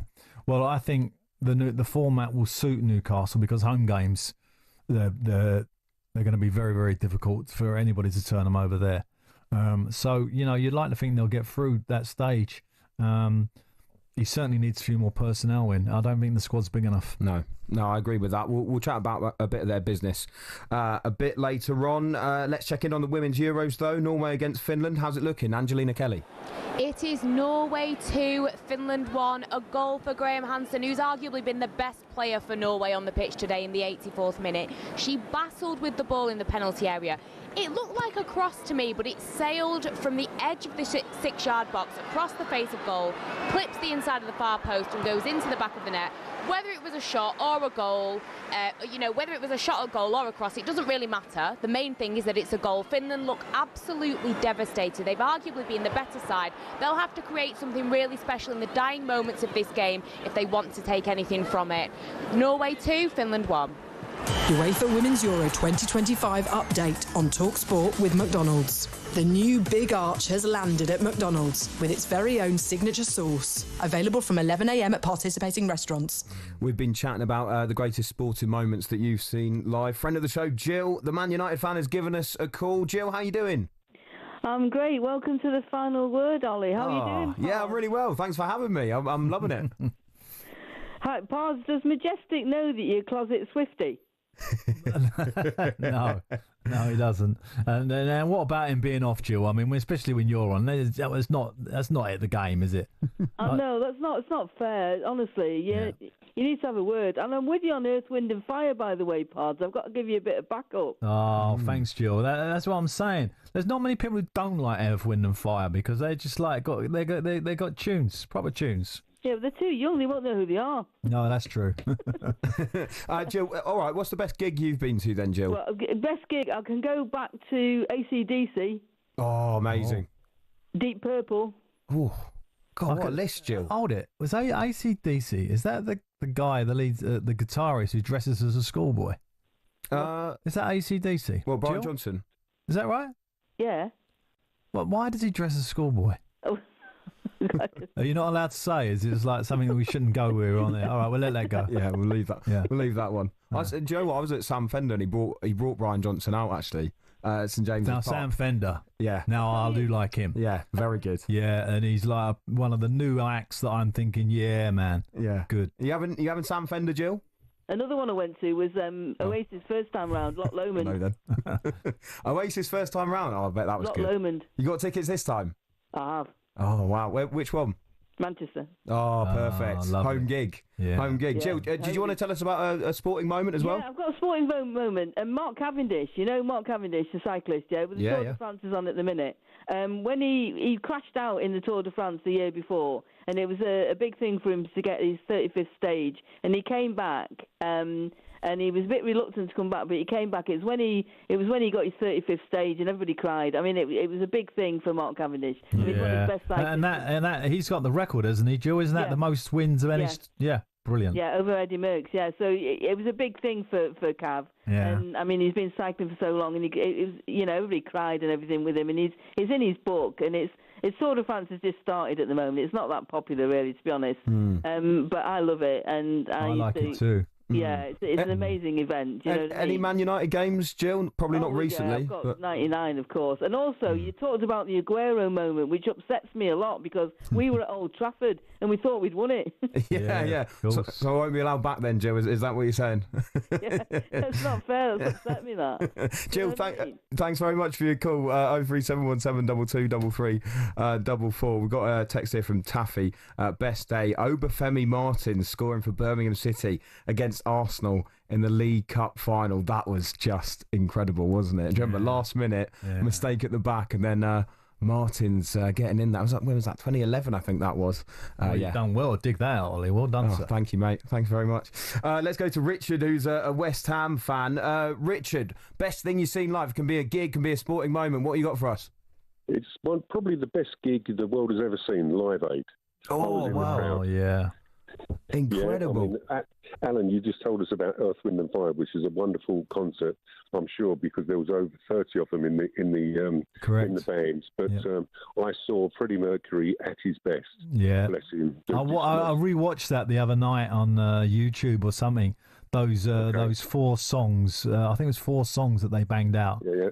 brilliant, wasn't it? What have you? Yeah. And then, of course, it was you had U2 when Bono jumped into the crowd. Yeah. And it made their career because, of course, they were almost nobody at the time, but they became probably one of the largest rock bands after Queen, and it was just a wonderful, wonderful concert. We were sunburned all the way down one side, and actually, I got really close to the stage, and all we were doing was passing people over our heads that had passed out. Security at the front. It was just incredible, and it was to think it was 40 years ago. Yeah. Oh wow! You got a quick sporting one for us, Richard? No. Just no sporting. I was just talking about music when I heard Alan talking about Earth, Wind and Fire. I thought I've got to give you guys. That is definitely something I'd have loved to have been at Live Aid. I watched it on the TV. It was amazing. Yeah, fantastic stuff. Richard, thanks very much for your call. Keep them coming in. 03717 22 33 it's full time in the Women's Euros in the game between Norway and Finland. Angelina Kelly. Yes, full-time, Norway 2, Finland 1. What a game of football we've had today. Just 3 minutes in, the first goal went in as Carolina Graham-Hansen played the ball low from the byline on the right. Finland's Eva Nystrom tried to clear it but was unsuccessful, ended up tapping it into her own net in the 6-yard box. Finland, however, responded fantastically. They got a deserved equaliser in the 32nd minute with a great strike from Una Savenius. Overall, you have to give credit to Finland. They were the better side overall, but didn't manage to capitalise on any of their chances, and ultimately were punished in the 84th minute when Graham Hansen sent the ball from the edge of the 6-yard box across the face of goal, and it clipped the inside of the far post and went into the back of the net. Whether it was a cross or a shot, maybe she'll explain after the game. Norway haven't been convincing in either of their 2 games in Group A, but ultimately they got the job done. Meanwhile, the Finland players are on the pitch looking absolutely devastated. Now, providing Iceland do not beat Switzerland in the 8 p.m. kickoff in Group A, this means that Norway will be through to the quarter-finals as group winners. Full-time, Norway 2, Finland 1. UEFA Women's Euro 2025 update on talkSPORT with McDonald's. Got Big McDonald's hunger? The new Big Arch is here. Available from 11 a.m. at participating restaurants. Keep your texts and calls coming in, but also because it's Sunday, we want these. On your WhatsApp is a very special place you can speak to myself. WhatsApp, baby. Send us your WhatsApp, baby. WhatsApp, baby, WhatsApp. Final word. WhatsApp, baby, WhatsApp. The WhatsApp number is 03717223344. He's brilliant. He's brilliant, Madge, isn't he? Yeah, great jingles. That's amazing, isn't it? Those jingles, we want some WhatsApp voice notes from you, and you heard the number there in the stab. Who do you want to hear from, Pods? Well, I want to hear from Premier League teams, fans of teams who have not done any business. Why, and who do you want, and who should go? It's always interesting to me. You know, when I was a player, I remember there was a couple of summers when I remember all Palace fans wanted me to go. Not a nice feeling as a player. I can imagine, let's embarrass one or two and get their names. Do you know what? I want to hear from a few Newcastle United fans. If you've got a question for Alan Pardew about his time at the club, give us a WhatsApp voice note, 03717 22 3344. This is talkSPORT.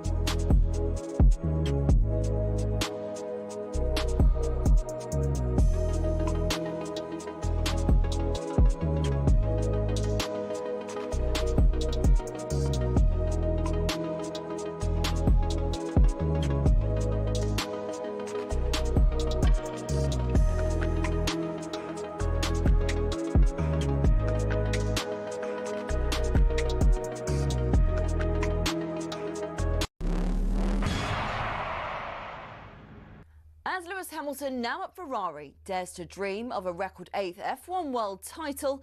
The Tifosi will be hoping the Brits can bring glory back to Italy. To many, Ferrari and Formula One are inseparable. They're the only team in the sport today to have competed in the first World Championship in 1950, are the most successful team in history, and have built some absolutely gorgeous cars. Their first driver's title was won in 1952 by Alberto Ascari. Considered one of F1's most dominant and best-loved champions, he drove the iconic Ferrari 500 and defended his title the year after. It was Juan Manuel Fangio in his Ferrari 250 who secured the team's next driver's title in 1956. Remember, he was world champion 5 times with 4 different teams. Mike Hawthorne, Phil Hill and John Surtees also won titles for Ferrari in the 50s and 60s, and the cars back then were beautiful, and they even sounded great, didn't they?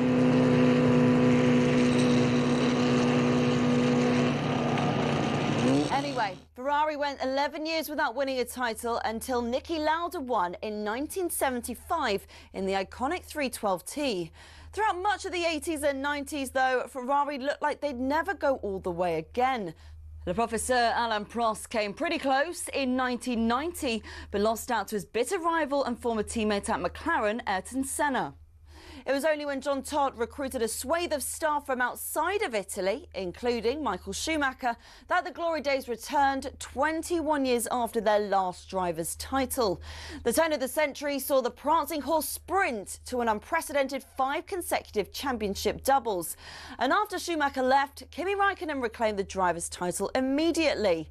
But despite employing 1,500 people, the Iceman remains the last Ferrari world champion. So, 16 constructors' titles, 7 more than McLaren, and 15 drivers' titles, 4 more than, again, McLaren.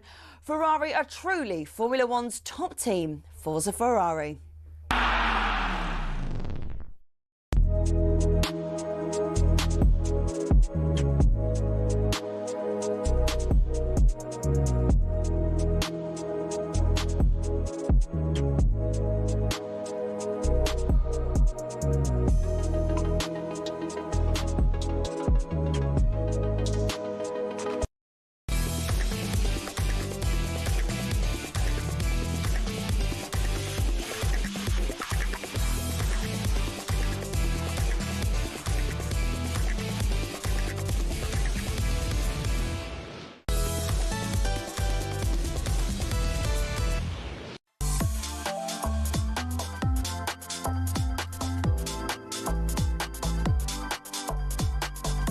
Good evening, this is the final word with me, Olly Clink. I'm in for Majestic tonight. I'm alongside the former Newcastle and Crystal Palace manager, the gaffer, Alan Pardew. Right now, we are the only place on national radio taking your calls. The phone lines are open. Keep your calls coming in to us, 03717 223344. We've been talking about the greatest sporting moment you've seen live, the greatest gig, maybe, that you have seen live. Give us your best memories on that. We'll take more of your calls in just a moment. We'll also chat about the Club World Cup. We'll chat about some of Alan's memories of being Newcastle United manager, and we'll look back on a very busy weekend away from the football pitch and Alan's any other business as well. We'll also be getting Emperor Pards to give some transfer rumours the thumbs up or thumbs down. Yeah, not just gaffer tonight, you're Emperor as well. Emperor, I've never been called that before. Really? Do you like it? Do you mind it? No, it's a bit too heavy, I think. Okay, we'll change the name of that one for you. Right now, though, we're giving you the greatest quiz on the radio, the Mystery Footballer Song Quiz. There's 3 songs in total which will lead you to who the player is. Remember, it can be the clubs he played for, his squad number, a nickname, or even a physical feature. So, DJ Kitch, let's drop song number 1.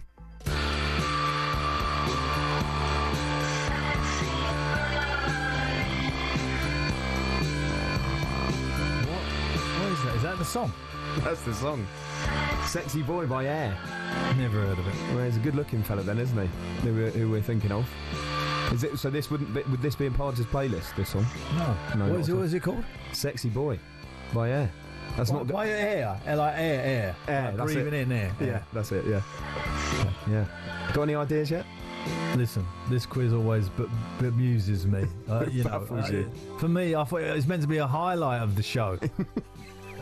But most weeks... No, don't worry, Emperor Pardew's coming up. No. Anyway, sexy boy. Yeah, okay, there we go. There we go. So, if you can get it off Jack that clue. Grealish I'm going for. I'm going to early shout. Okay, Jack early Grealish. shout. Jack Grealish from Pards. If you think you know the answer, give us a text on 81089. You can send up a WhatsApp message to 03717 223344. Right, we've been talking about those big sporting moments. But before we do that, let's check in at Wimbledon with Lisa O'Sullivan. Cameron Norrie is into the Wimbledon quarter-finals for the second time in his career. He had to dig very deep as big serving Nicolas Jarry forced the match to a deciding fifth set, and we can hear him having remonstrations with Cam Norrie. They have shaken hands at the net, but Jarry was very annoyed with the amount of times that Norrie was bouncing the ball on the second serve, and you don't have a shot clock on that. He asked the umpire to intervene at one point, but he was really rattled by it, and I'm not sure what more the Chilean could have done to have won this match. He hit more than 100 winners, 45 aces, but it's Cam Norrie, the former world number 9, coming back to his best after injury ruled him out of the Olympics last year and led to a massive slump in the rankings. He was 2-0 up before 2 tie-breaks went the way of the 6'7" Chilean, and after 4 hours and 25 minutes, Cam Norrie becomes only the 4th British man alongside Andy Murray, Tim Henman and Roger Taylor to get to the Wimbledon quarters on more than one occasion. The final score, 6-3, 7-6, 6-7, 6-7, 6-3. Great work from Cam Norrie. You might see him on Tuesday if you're heading down there now, Pards. Well, let me tell you, Norrie has got that in him. He's a fighter, and his game is very much about like digging in. And he had to dig in there, losing 2 sets straight off. So, you know, he took the first 2, lost the second 2, but great that he won it. And he looks really, like, a bit cheesed off his opponent because he obviously was playing a few mind tricks with him with that second serve with all the bouncing. So, well done, Norrie. Get the job done. Yeah, that's great all that matters. Yeah, and like I say, quarter-finalist. That's huge, isn't it? That is huge. Not easy. Get down the quarter-finals at Wimbledon. Very, very tough. You imagine that's the pinnacle of sport, of tennis sport. Yeah, you're going to have to work on your best. Go on, Cam, because you're going to be there on Tuesday, hopefully, for that quarter-final. Now, let's go to the phone lines. Lawrence is a Manchester United fan. Lawrence, we've been talking about the greatest sporting moments you've seen live. What's your one for us, sir? So I've actually got a couple, not sporting one. I've got one sporting one and a couple of gigs. So the sporting one is in 2018, I was lucky enough to be at Silverstone. And watch Lewis Hamilton unfortunately not win the race but come second, but at the end of the race I was lucky enough to meet him and get a signature on my race ticket. Oh, amazing. Oh, brilliant. That's a day to remember, isn't it? It was, yeah. It was a really good day to remember. But that was just so epic, and it's in a frame on my bedroom wall now, and it annoys the wife immensely, but I just keep it up there just to annoy her a bit more. Oh, I love that. I love that, yeah. What's the gig then, Lawrence? What was the gig you were talking about? The 2 gigs that I've been to, I was in early 2012 with my now wife.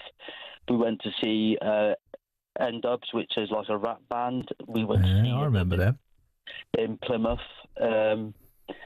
And then we went and saw Becky Hill last year at Exeter West Point. Oh, nice. So you like a bit of N-Dubs, Pods? I wouldn't have had they you weren't down. bad. They're not bad. I thought it was quite good. But I do want to ask a question to Lawrence. What does he think of his Man United fan, right? Yeah. Yes. Calvin Lewis. Would you like his signature? I would not like Calvin Lewis. Okay. Yeah, is that worrying you a bit, Lawrence, about the fact that you've gone from being linked with Gyökeres, who now we think could be on his way to Arsenal, and now the next target looks like Calvert-Lewin?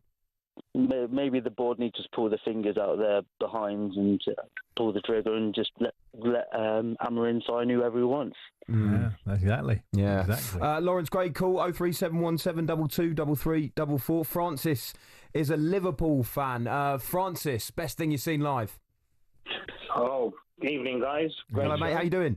I'm good, thanks. And you? Yeah, all good, thanks. Perfect. Well, the best, I've seen quite a few anyway, but I'll just tell you the one that kind of still sticks in my mind was the first Evander Holyfield-Lennox Lewis fight in New York, Madison Square Garden. Oh, wow. Wow. Yeah, that was awesome. What happened to a friend of mine used to hold a WBO belt of the title. His name was Henry Akiwane, for those of you who sort of follow. Yeah, so he was a good friend of mine, and wow. Yeah, he got me the tickets and got there, which is, it was great. So, yeah, that was an awesome sporting event. Yeah, what are your memories of the day then? Whereabouts were you sat? Well, I was kind of almost ringside and actually sat next to a guy who happened to be, as I was told afterwards, it was actually, I think, the nephew of the late John Gotti. So oh, wow. I was back next to a nephew. So, there you go. That was you had to behave yourself there. Yeah, I think one of my memories. And, I bet you didn't go to an Italian restaurant after. No, I didn't. And I used to sort of bodybuild previously in my sort of 20s and stuff. And whilst I was sort of walking in the lobby of the hotel I was staying at, I met sort of Don King, and he looked at me and he said, "Damn, I ought to put you in a ring." And I was like, and so that kind of stuck out as well. Were you ever a boxer as well, Francis? Then? No. I've done a bit and stuff, but never really sort of boxed to the heights of winning a belt or anything like that. No. How highly do you rank Lennox then? Lennox, definitely a good boxer, but I was more like a Holyfield kind of fan. But Lennox definitely up there, because I'm sure he was like more or less the last British undisputed champion. So he's obviously there for a reason. But yeah, he definitely was a good boxer. Francis, we're just losing you there, but cheers for the call and keep them coming in. I've got to come back to about a couple of things there. Firstly, Evander Holyfield, we were talking about earlier about digging yourself out of situations. Wow. He had some big fights, and he wasn't the biggest, of course. So he had to, really dig in and find a way, and he was a brilliant boxer. Lennox, by the way, was big friends with Mark Bright. So Lennox was a regular down at Crystal Palace when I was playing. And so we see him come up through the ranks and, obviously get to the title and have that fantastic career. Great man, great fighter. Yeah, nice fella, was he? Yeah, good fella, yeah. Oh, I love that. That's great to hear. Keith is a Tottenham fan. Keith, come on then. What's the best thing you've seen live? Yeah, hi there. Keith, 73 years old. Never spoken to talkSPORT before, so I'm very nervous. Oh, thanks for calling, mate. Not at all. Best sporting occasion, apart from beating Liverpool 7-2 in the early 60s at home. I went to the Charity Shield match between Spurs and Man United at Old Trafford in 1967. That was the game that Pat Jennings scored the goal. He kicked the ball right down the other end, straight to the goal. Fantastic. Oh, wow. One bounce, I think, was it? Yeah. You had your George Best and your Bobby Charlton, Dennis Law all on the pitch. It's just two fantastic teams. Wonderful. The game I alluded to, the Tottenham-Liverpool game, we beat them 7-2. I'm sure Jimmy Greaves scored 4 that day. I think Jimmy Greaves is the greatest player that's ever been, but there you are. On modern pitches, he would have just been fantastic. Right, gigs. I would say my favourite gig was probably the Marquee, Led Zeppelin at the Marquee in 1970. We had to go, before the gig, we had to go there all night and queue overnight in the Marquee to get tickets while they played music all night long over the system. And then we got tickets, went back later to see Led Zeppelin, Led Zeppelin for crying out loud. Yeah, unbelievable. I've seen Queen at the London Arena, but a couple of weeks ago, or a week or so ago, Majestic was talking about a group called Muse that Alan had never heard of. Can I just say that they are one of the greatest modern groups, although their stuff's gone downhill in the last year or two. But I've seen them at the O2s. We obviously saw them, I'm sure you all did, at the Olympics in London all those years ago, playing live. Absolutely wonderful. But also, I took my wife on I said to my wife, "Do you fancy a romantic weekend in Madrid?" And she said, "That'd be wonderful." But what she didn't know was there were tickets for Muse at Madrid, and we went to see Muse at Madrid. Oh, and we wow. there. Wow, that's brilliant. All these Spanish students, they're all students, all singing Muse songs as loud as they possibly could, all in perfect English. Absolutely amazing. Oh, incredible. And some great brownie points, Keith, when you threw the old concert tickets in. Yeah, well, there you are. I mean, she's forgiven me since then, but Muse, oh, Muse good stuff. Group. My daughter Faye was the one who introduced me to Muse and said, "You've got to listen to this lot," and they've been absolutely brilliant. Oh, lovely stuff. I'm going to give a plug to someone that no one's ever heard of as well, Blues Saraceno. Please listen if you can on Spotify. The man is fantastic, great music, but there you are. So apologies if I've taken up too much of your time. No, not at all. Not at all. Keep well done, Keith. You crammed it all in there, mate. Yeah, we went almost round the world there. That was fantastic stuff. Keith, thanks very much for that. And he got his sporting event in and his gig. And he got Madge a mention as well. And I thought he was going to say his greatest gig was Madge. Yeah, to be fair. Or Ordinary Kev. Have you gone to watch Madge live yet? I have. Know your best mates? Yeah, it's amazing, isn't it? Yeah. Absolutely brilliant. No, he's a unique talent, and if you haven't seen him, go and see him. Yeah, definitely. Keep the calls coming in, 03717223344. We've also brought you our quiz, the mystery player quiz. A couple of people, Pods, have got it in one already. John from Watford, you've managed to get it after we played you Air Sexy Boy. Yeah, they've got it in one. Very, very good. Colin from Bristol, you've got it as well. Darren in Banbridge says Lee Sharp. I'm afraid that's not right, Darren. You still whirring on it? What are you thinking? Me, I got absolutely no idea. Sexy boy, yeah. How can somebody get it from that? Yeah, I know. Well, I can tell you what, your shout at Jack Grealish, unfortunately, wasn't right. So keep guessing, and we'll read out your name if you do get it right. You can text us on. But there is a link between Jack Grealish and Mark Cavendish, who we were talking about earlier. Both had massive thighs. Yeah, very true. Who's had big? Big calves, sorry. Big calves. Yeah. Calves, yeah. There we go. Power of Mark Cavendish. Yeah. Plenty still to come between now and 8 o'clock. We'll chat to Pards about some of his days at Newcastle. If you are a Newcastle fan too, and you want to send in a question, you can do it on WhatsApp. You can text us as well on 81089, and we'll be going through more of your sporting moments and your best gigs too. This is talkSPORT.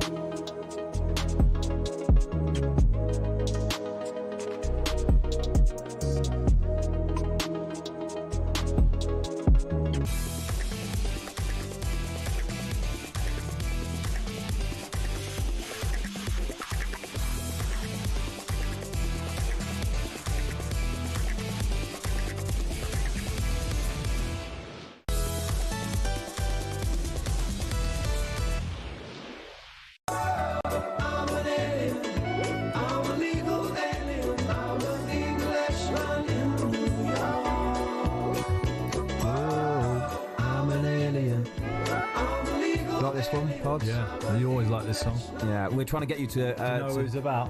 Huh? Do you know what it was about? Not really. What, the hidden meaning?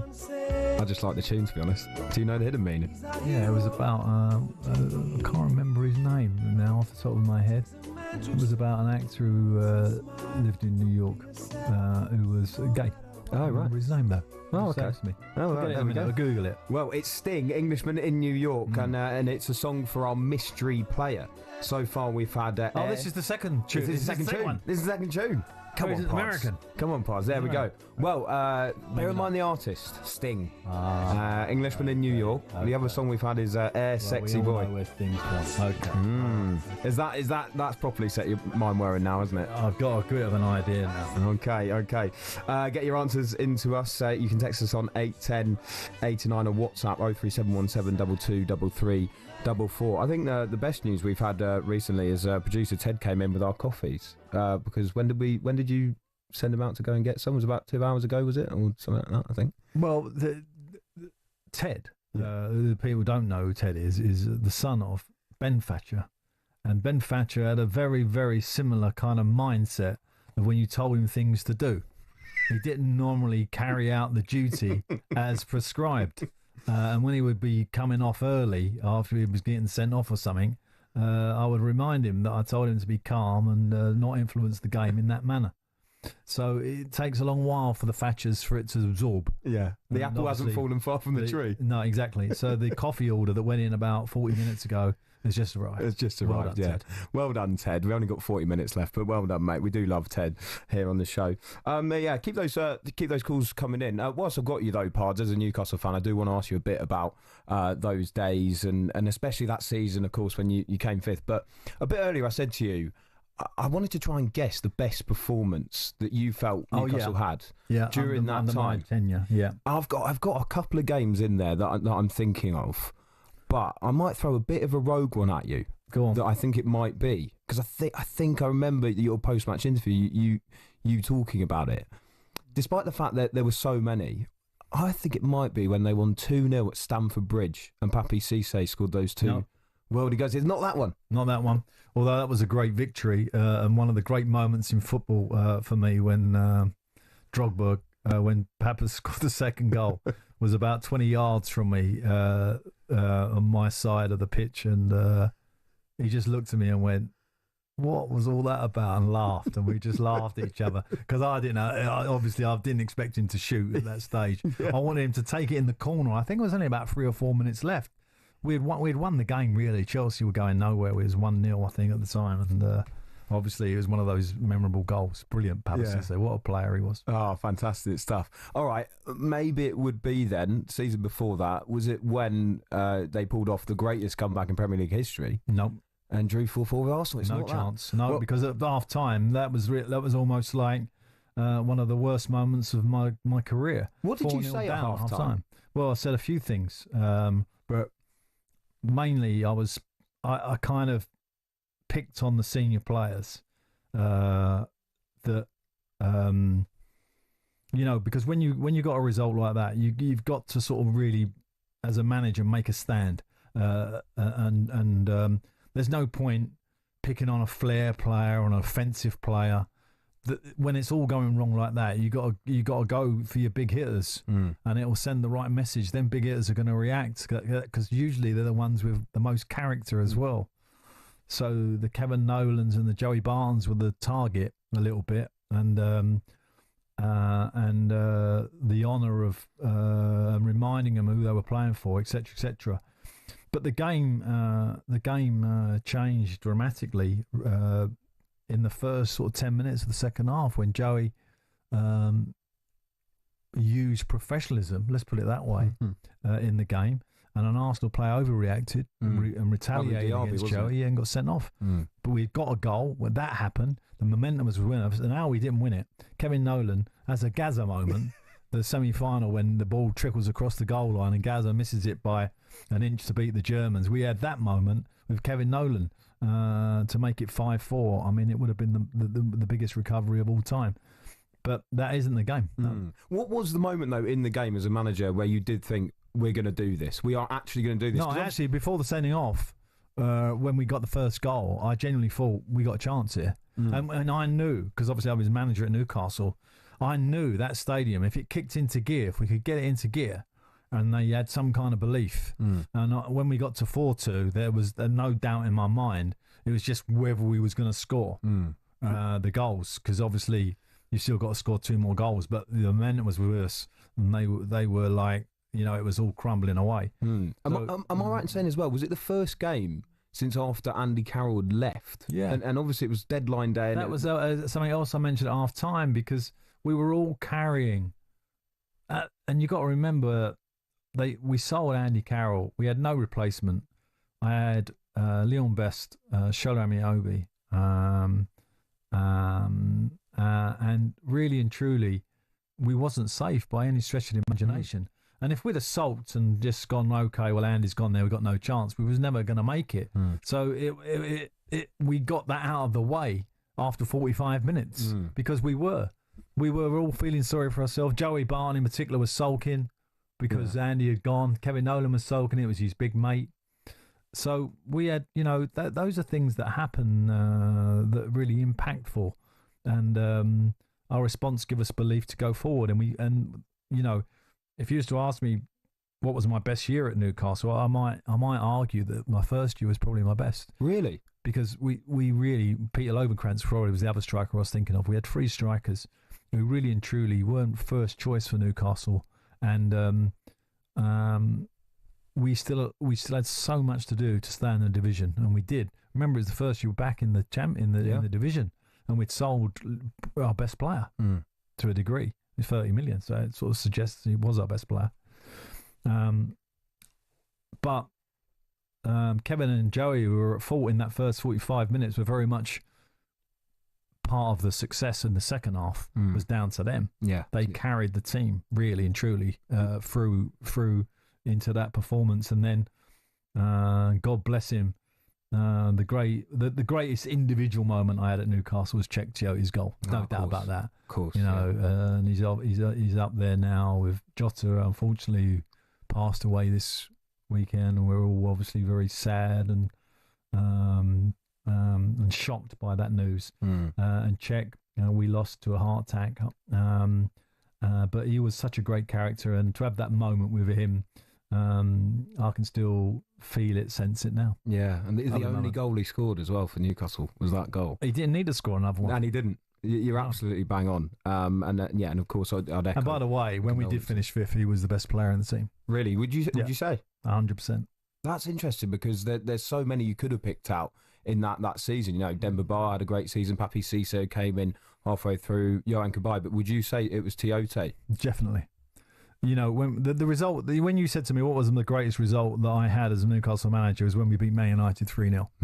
And that was the best performance. And Czech Tiote against the midfield of Scholes, Carrick, Gig. I'm not sure if Giggsy played. It might have been after. I don't think he did play in that game, but I can't remember. They had an outstanding midfield. He was head and shoulders. No one could get near him. And that victory against a very, very good Man United side, not the Man United we actually unfortunately find ourselves with now. And Sir Alex never spoke to me for 14 months. Really? So it was, it obviously upset him. What, just off the back of winning that game? Well, managers are a bit like that. When you have a game, and obviously I think there was a lot of things that happen in a game that hurt you, and it's not often that Man United got beat 3-0, so, no, he wasn't happy. Fair enough. But that's why he's a winner. I had no problem with that. And, when you beat like Jose Mourinho, or you beat Pep, don't expect them to be your friends. Not going to be your friends. Those days are gone. You're now a competitor. You're now in the race, which we were. We're in the race then. Absolutely, yeah. Absolutely, yeah. Well, there we go. Do you know what? The only other game I was gonna bring up, because even now, I think it's one of the best halves of football I've seen Newcastle play, was away at West Brom. Do you remember that in the orange kit? And it was that front three with Ben Arthur and Cisse and Demba Ba, and they just tore them apart. They absolutely tore them apart. Do you have any memories of that game? And that, yeah, that well, Ben Arthur was a unique talent. I know you want to ask me a question about him, but he was a unique talent, and when he was on his day, he was unplayable. Of course, there was times when he was more of a problem to us than an asset, and that was a particular game. West Brom also. I had some moments West Brom. Obviously, my last Premier League team was West Brom, and it really didn't go well. We had a really poor team, and we were really struggling, and we couldn't get connection between myself and the team, and it was very difficult for me. But I also remember leading West Brom. I'm sure we were leading them 3-0, and Lukaku got a hat-trick. Yeah. Which will make it 3-3, and that was costly because it cost Mike Ashley had a scheme where everybody in the stadium would get a bonus if we finished in the top 10. Everybody, including myself, the team, and all the staff. All the staff that work with me. And we're 3-0 up. Alan Pardew, just get it over the line, mate. That's all you got to do. And we're all getting a bonus here, and of course we didn't. And I think we finished 11th or 12th. No one got the bonus. The feeling after, I've never had so many friends leave me immediately. As that day, I mean, all my staff, they couldn't even look me in the eye. It was really, really, really, that was disappointing. It was on the final day, wasn't it? And actually, as a fan, you look at it as a bit of a dead rubber, and as a fan, you go, "Oh, we didn't quite make top 10." But I mean, how significant would this bonus have been? Can you imagine if you work at Newcastle? You're not on top money, by the way. You're a cook, you're a chef, you're doing the kit or whatever you're doing. That bonus was like 50% of their money. Oh my word! So I walked out of that stadium very much. This is when you're a football manager alone. I mean, the only person who really wanted to talk to me was my wife and my children. No one else wanted to talk to me. Really? Now you're 3-0 up and everyone's lost their bonus. Oh, my word. When all you got to do is see it out. I remember it's 3-2 and I was just on the sideline because there's nothing you can do. I'd done my subs. I tried to change it. Got a message on the pitch. There's nothing else I could do. I was literally just like, no, please, not again. Don't let him score again. Then he scored again. Oh, what a shame that is. What a shame that is. But plenty of them there, I'm sure. We got the bonus back. We had to wait a couple of years when we finished 5th. Yeah. We all got a nice big bonus then. Oh, there we go. Well, you made up for it then. I made up for it. You made up for it. Yeah. Oh, brilliant stuff. We'll carry on a bit more of this chat in just a moment. And as I say, if you're a Newcastle fan, you've got a question for Pods, 81089. We'll chat a bit more about Ben Arthur and take more of your calls on the greatest sporting moments you've seen live, the greatest gigs that you've seen live. This is talkSPORT.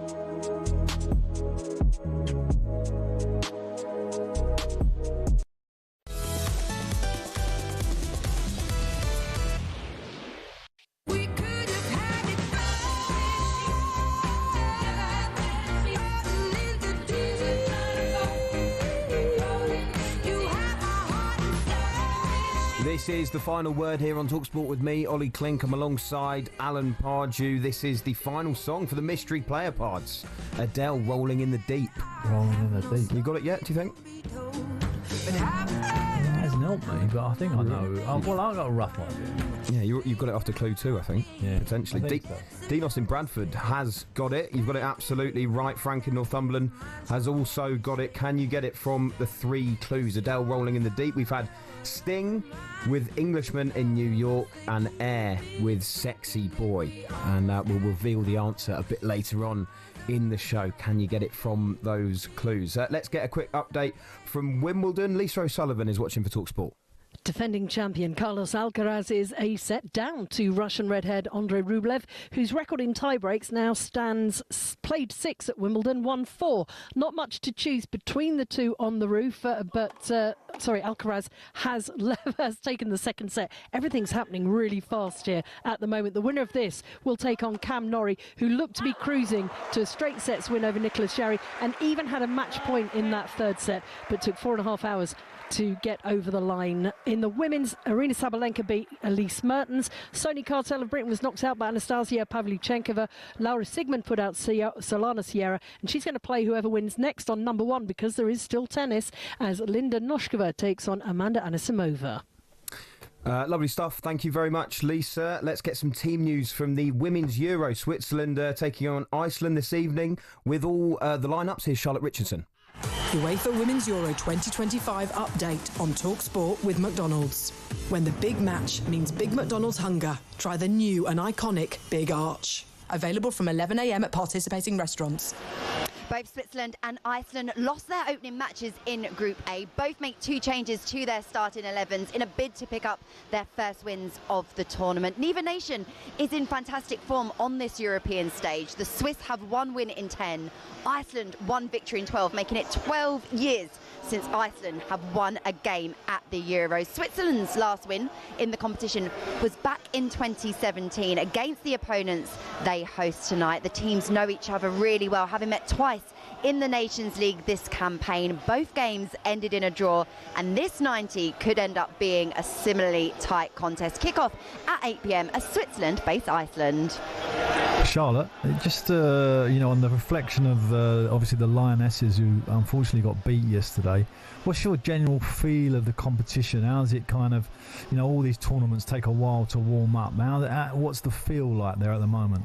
It's a really interesting one, because across the other groups I feel like there's been a slightly slower start. Teams more often than not have the opportunities to grow into tournaments, but England, due to being in the group of death, Group D, alongside the Netherlands, alongside Wales, and of course alongside France, didn't have that room, that comfort to grow. And I think last night was quite a punishing performance, a punishing result. The decisions didn't seem to go England's way, did they? And for Serena Wiegmann now, she has to really bring her group together, utilise all of her experience, because let's not forget that's Serena Wiegmann's first taste of defeat as a coach in a European Championship, to make sure that they really don't put a toe out of place against the Netherlands, because this is the most punishing group of them all, and anything less than a win against the Netherlands, and it's going to be really, really tricky for England to make it out of the group at all. Yeah, it is indeed. Charlotte, thank you very much indeed. We'll check back in with Charlotte as that game kicks off, Switzerland against Iceland. She mentioned those decisions yesterday, by the way, in the Lionesses game. Tough decisions. Oh, my word. How was that offside?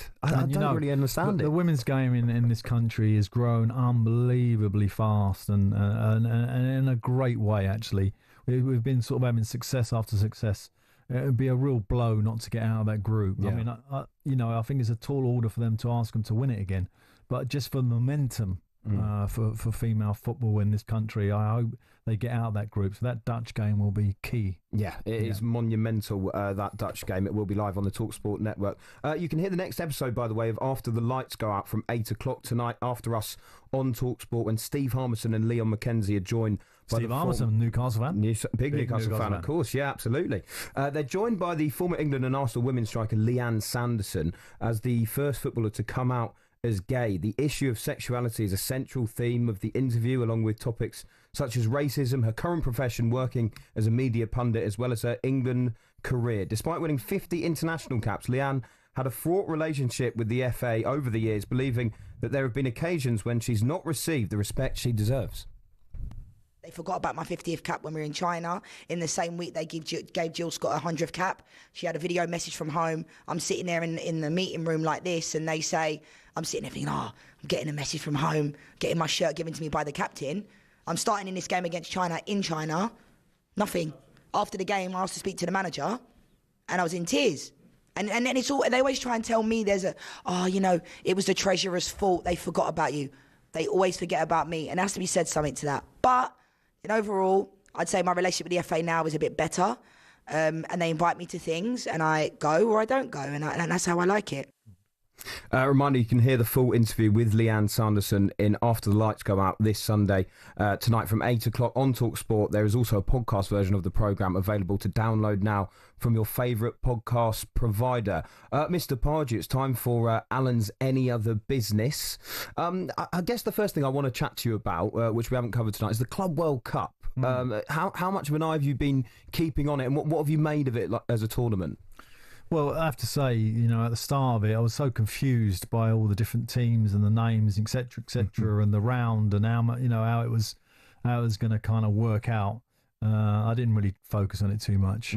And as it's grown, of course, like all these tournaments, we're now getting down to the nitty gritty, and you start realising that it's a home tournament, and these teams are now honing in on this competition, a very unique competition.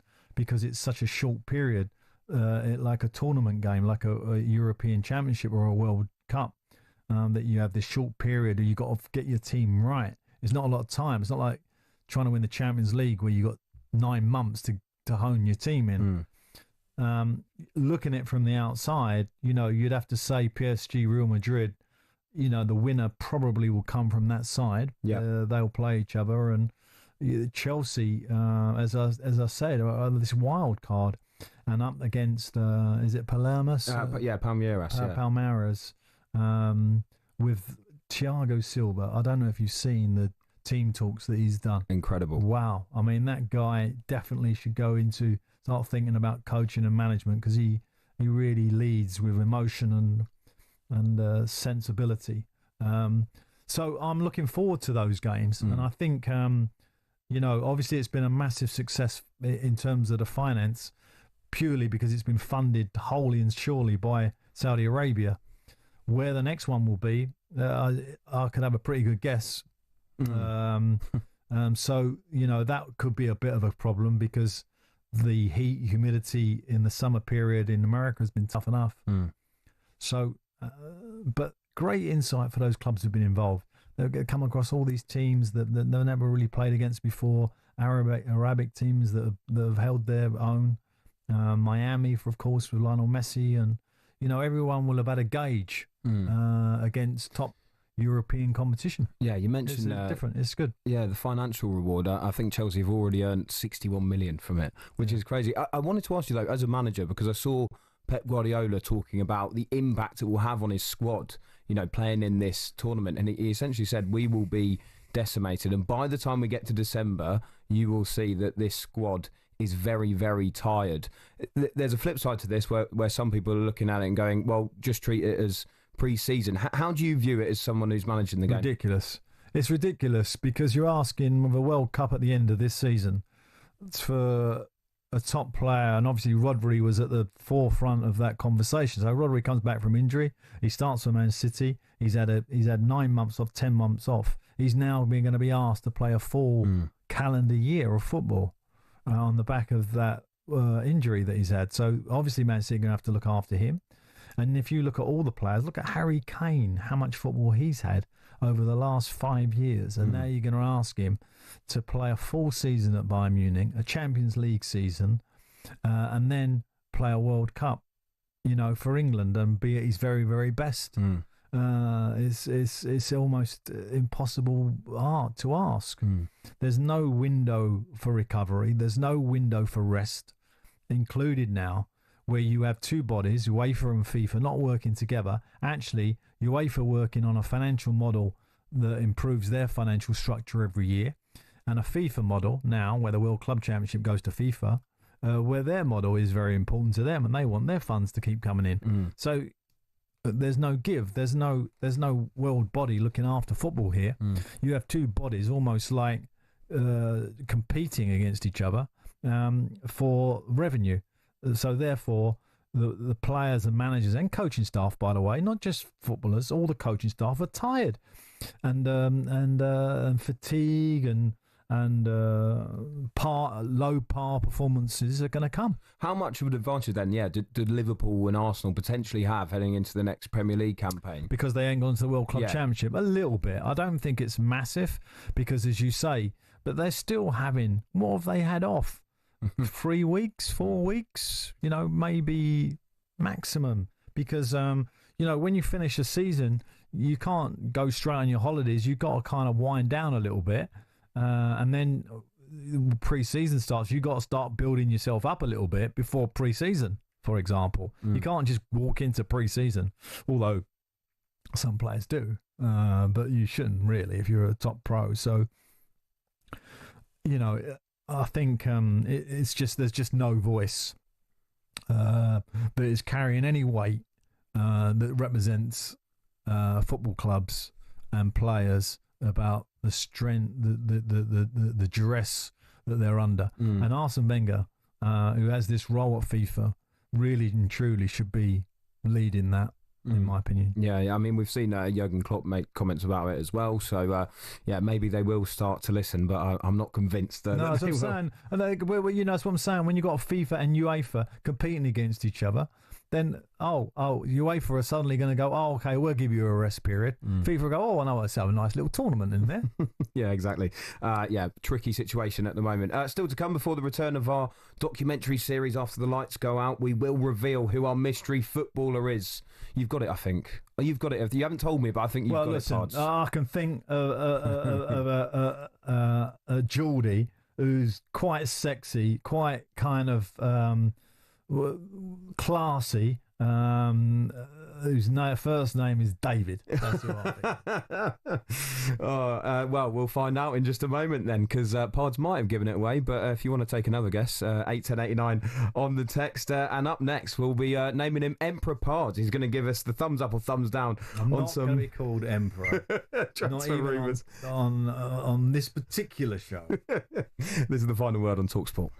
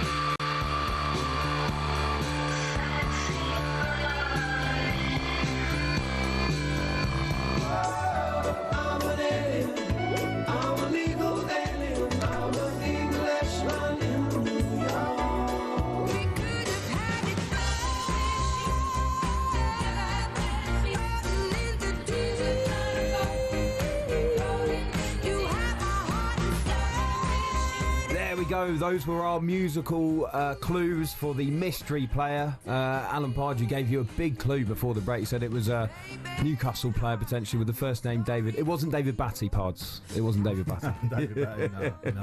It was, of course. Although he was sexy in a kind of aggressive way. Yeah, sexy aggression. It was, of course, David Ginola. David Ginola was the mystery footballer. And I remember the Englishman in New York. The song was about Quentin Crisp. I'm sure it was. Ah, okay, yeah. Okay, there we go. There you go. Every day's a school day with you, Pards. Absolutely. Anyway, David Ginola, let me tell you, I've met him a few times socially. What a lovely man, and what a classy individual. And that's the only word I can use about that man. Class. Yeah. Nice. Yeah, absolutely. Yeah, classy boy in many senses of the word. Talking of like flamboyant players, who would you say is the most flamboyant that you work with? There is a man we've talked about a bit tonight, Hatem Ben Arfa. Would you have him top of the list? Oh, no, hold on a minute. No. What do you mean by flamboyant? What do you mean by that? Where are you kind of taking that? That's a good question. So what are you talking about the semantics? Because flamboyant would be Balassi, right? Now, for me, it was flamboyant because I never knew exactly what he was going to do. And I don't think he did, actually, at times. And he was magical, absolutely magical. No one could deal with him.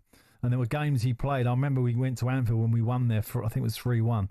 And he was by far the best player on a football pitch. And when you go into Anfield, that takes some doing, by the way. When it's particularly with Steven Gerrard's last game for Liverpool. But Ben Arfa was a real unique talent, and I know that's where you want to go, so I'll answer the question.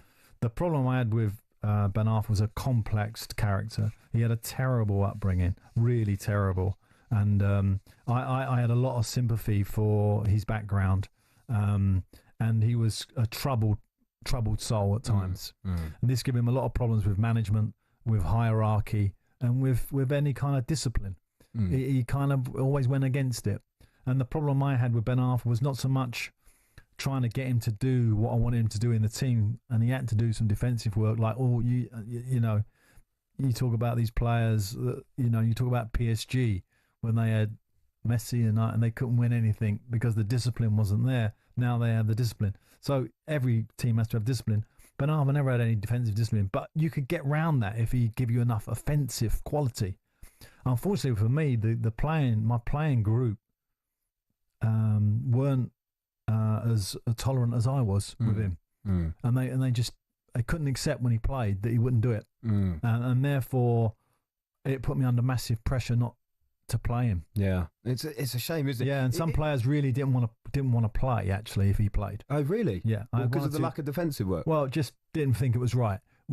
And not just that, because in his training, he wouldn't train maybe one day, but he was emotionally, he had a lot of problems, as I was saying. So, as I was giving him some leeway, sometimes your players don't understand all the issues. And as a manager, there are issues that are said in a manager's room that you can't possibly share. This is not your job to do that. So, I knew more about Ben Arfa than the players did, for sure, and I had more sympathy for him than they did. So that was the problem with him. But he scored a couple of unbelievable goals. Oh, yeah. I mean, like, just walked through teams like Messi could. Yeah. And of course, for Newcastle fans, they always will bring up Hatem because they always wanted to see more of him. And I could understand that because you had this great talent, but there were games, unfortunately, that he cost us. Oh, it's a shame that. Yeah. In terms of talent, if that side of him had been there, how good are we talking? Like, how far could he have gone? Yeah, I think certainly, for France, he could have been a significant player. And he had very similar problems that he had at Newcastle and all the teams he played at. So unfortunately, like what you understand with great players, not only do they have to be incredibly talented, but their character and everything else has to fit. It all has to go, you can have the odd character like a Paul Gascoigne, for example, was a little bit outside the box, but the general discipline of Gaza and the group loved Gaza. There was a difference, it's like you need that whole package. And I love Hatam. I do. I really loved him as a person, and I felt for him at times. I really did.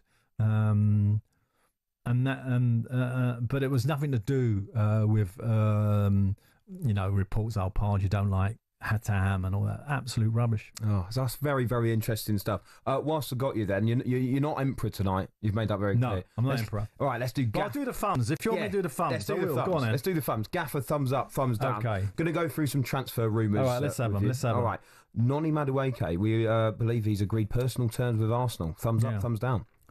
Well, I think that's a thumbs up. I think he could do well at Arsenal. I think that sharing it with Martinelli, that sounds good to me. I think for Chelsea, they got so many options. I think he could be surplus. The money would come in to balance the books. I'm giving that a thumbs up. Okay, another one involving Arsenal here. Ethan Nwaneri, young talent, 18 years old, very good, but we understand reluctant at the moment to sign a new deal at Arsenal. Thumbs up, thumbs down in terms of Arsenal here. Should they get that over the line? Well, I think with a year to go and he hasn't signed a new contract, and the fact that he's all profit on the PSR for Arsenal, I think he would be sold.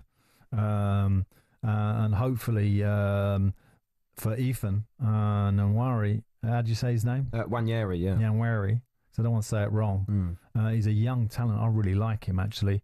I think he's a great signing for another Premier League team, and I think that would probably work for everybody. Yeah, 9 goals last season for him. Yeah, very, I'm very sure Arsenal would like to keep him. Yeah, but the boy will definitely want to play, and could he get in that team at the moment? I don't know. A couple more quick ones then, Gaffer. Thumbs up, thumbs down. Burnley signing Kyle Walker from Manchester City. Yeah, that's a good move. Scotty Parker done brilliant there. The back four, by the way. And the goal, he went outstanding. I mean, Carl Walker do well to get in that team. Yeah, it's true. But a great backup and experience. Plays centre half as well, by the way. Yeah. So you're giving that a thumbs up? Yep. Lovely stuff. And then Newcastle United launching a 55 million bid for Anthony Elanga. Where do you stand on this one? Thumbs up, thumbs down? Well, Elanga for me, I don't know. I've never had a stopwatch on him, but I would say he's the quickest player in the Premier League, right? Or he's definitely in the top 10. And I think that would be great for Newcastle. It's always great to have pace in your team, particularly when you're at home and you need to unlock a defence. I think that's a big thumbs up. I think that's a big fee for him. But I can see, I think that's a thumbs up. Yeah. He's an Eddie Howe kind of player as well, isn't he? Works hard. He's a Newcastle type player. He's a Newcastle type player. With all due respect, Eddie. Pards, it's been an absolute pleasure, sir. Thank you so much. And thank you for stepping in for the wonderful match. Yes. You've done a sterling job, sir. Thank you very much. Yeah, very much 9 enjoyed out it. of 10, I'll give you. Yeah, I have grilled you a bit about Newcastle, but I hope you enjoyed it. That's okay. Yeah, that's lovely stuff. And enjoy Wimbledon on Tuesday. Have a great time. Yeah, I'm not actually confirmed yet. I'm still waiting for the release of the tickets. But subject to a medical? Yeah, it's subject to a medical, yeah.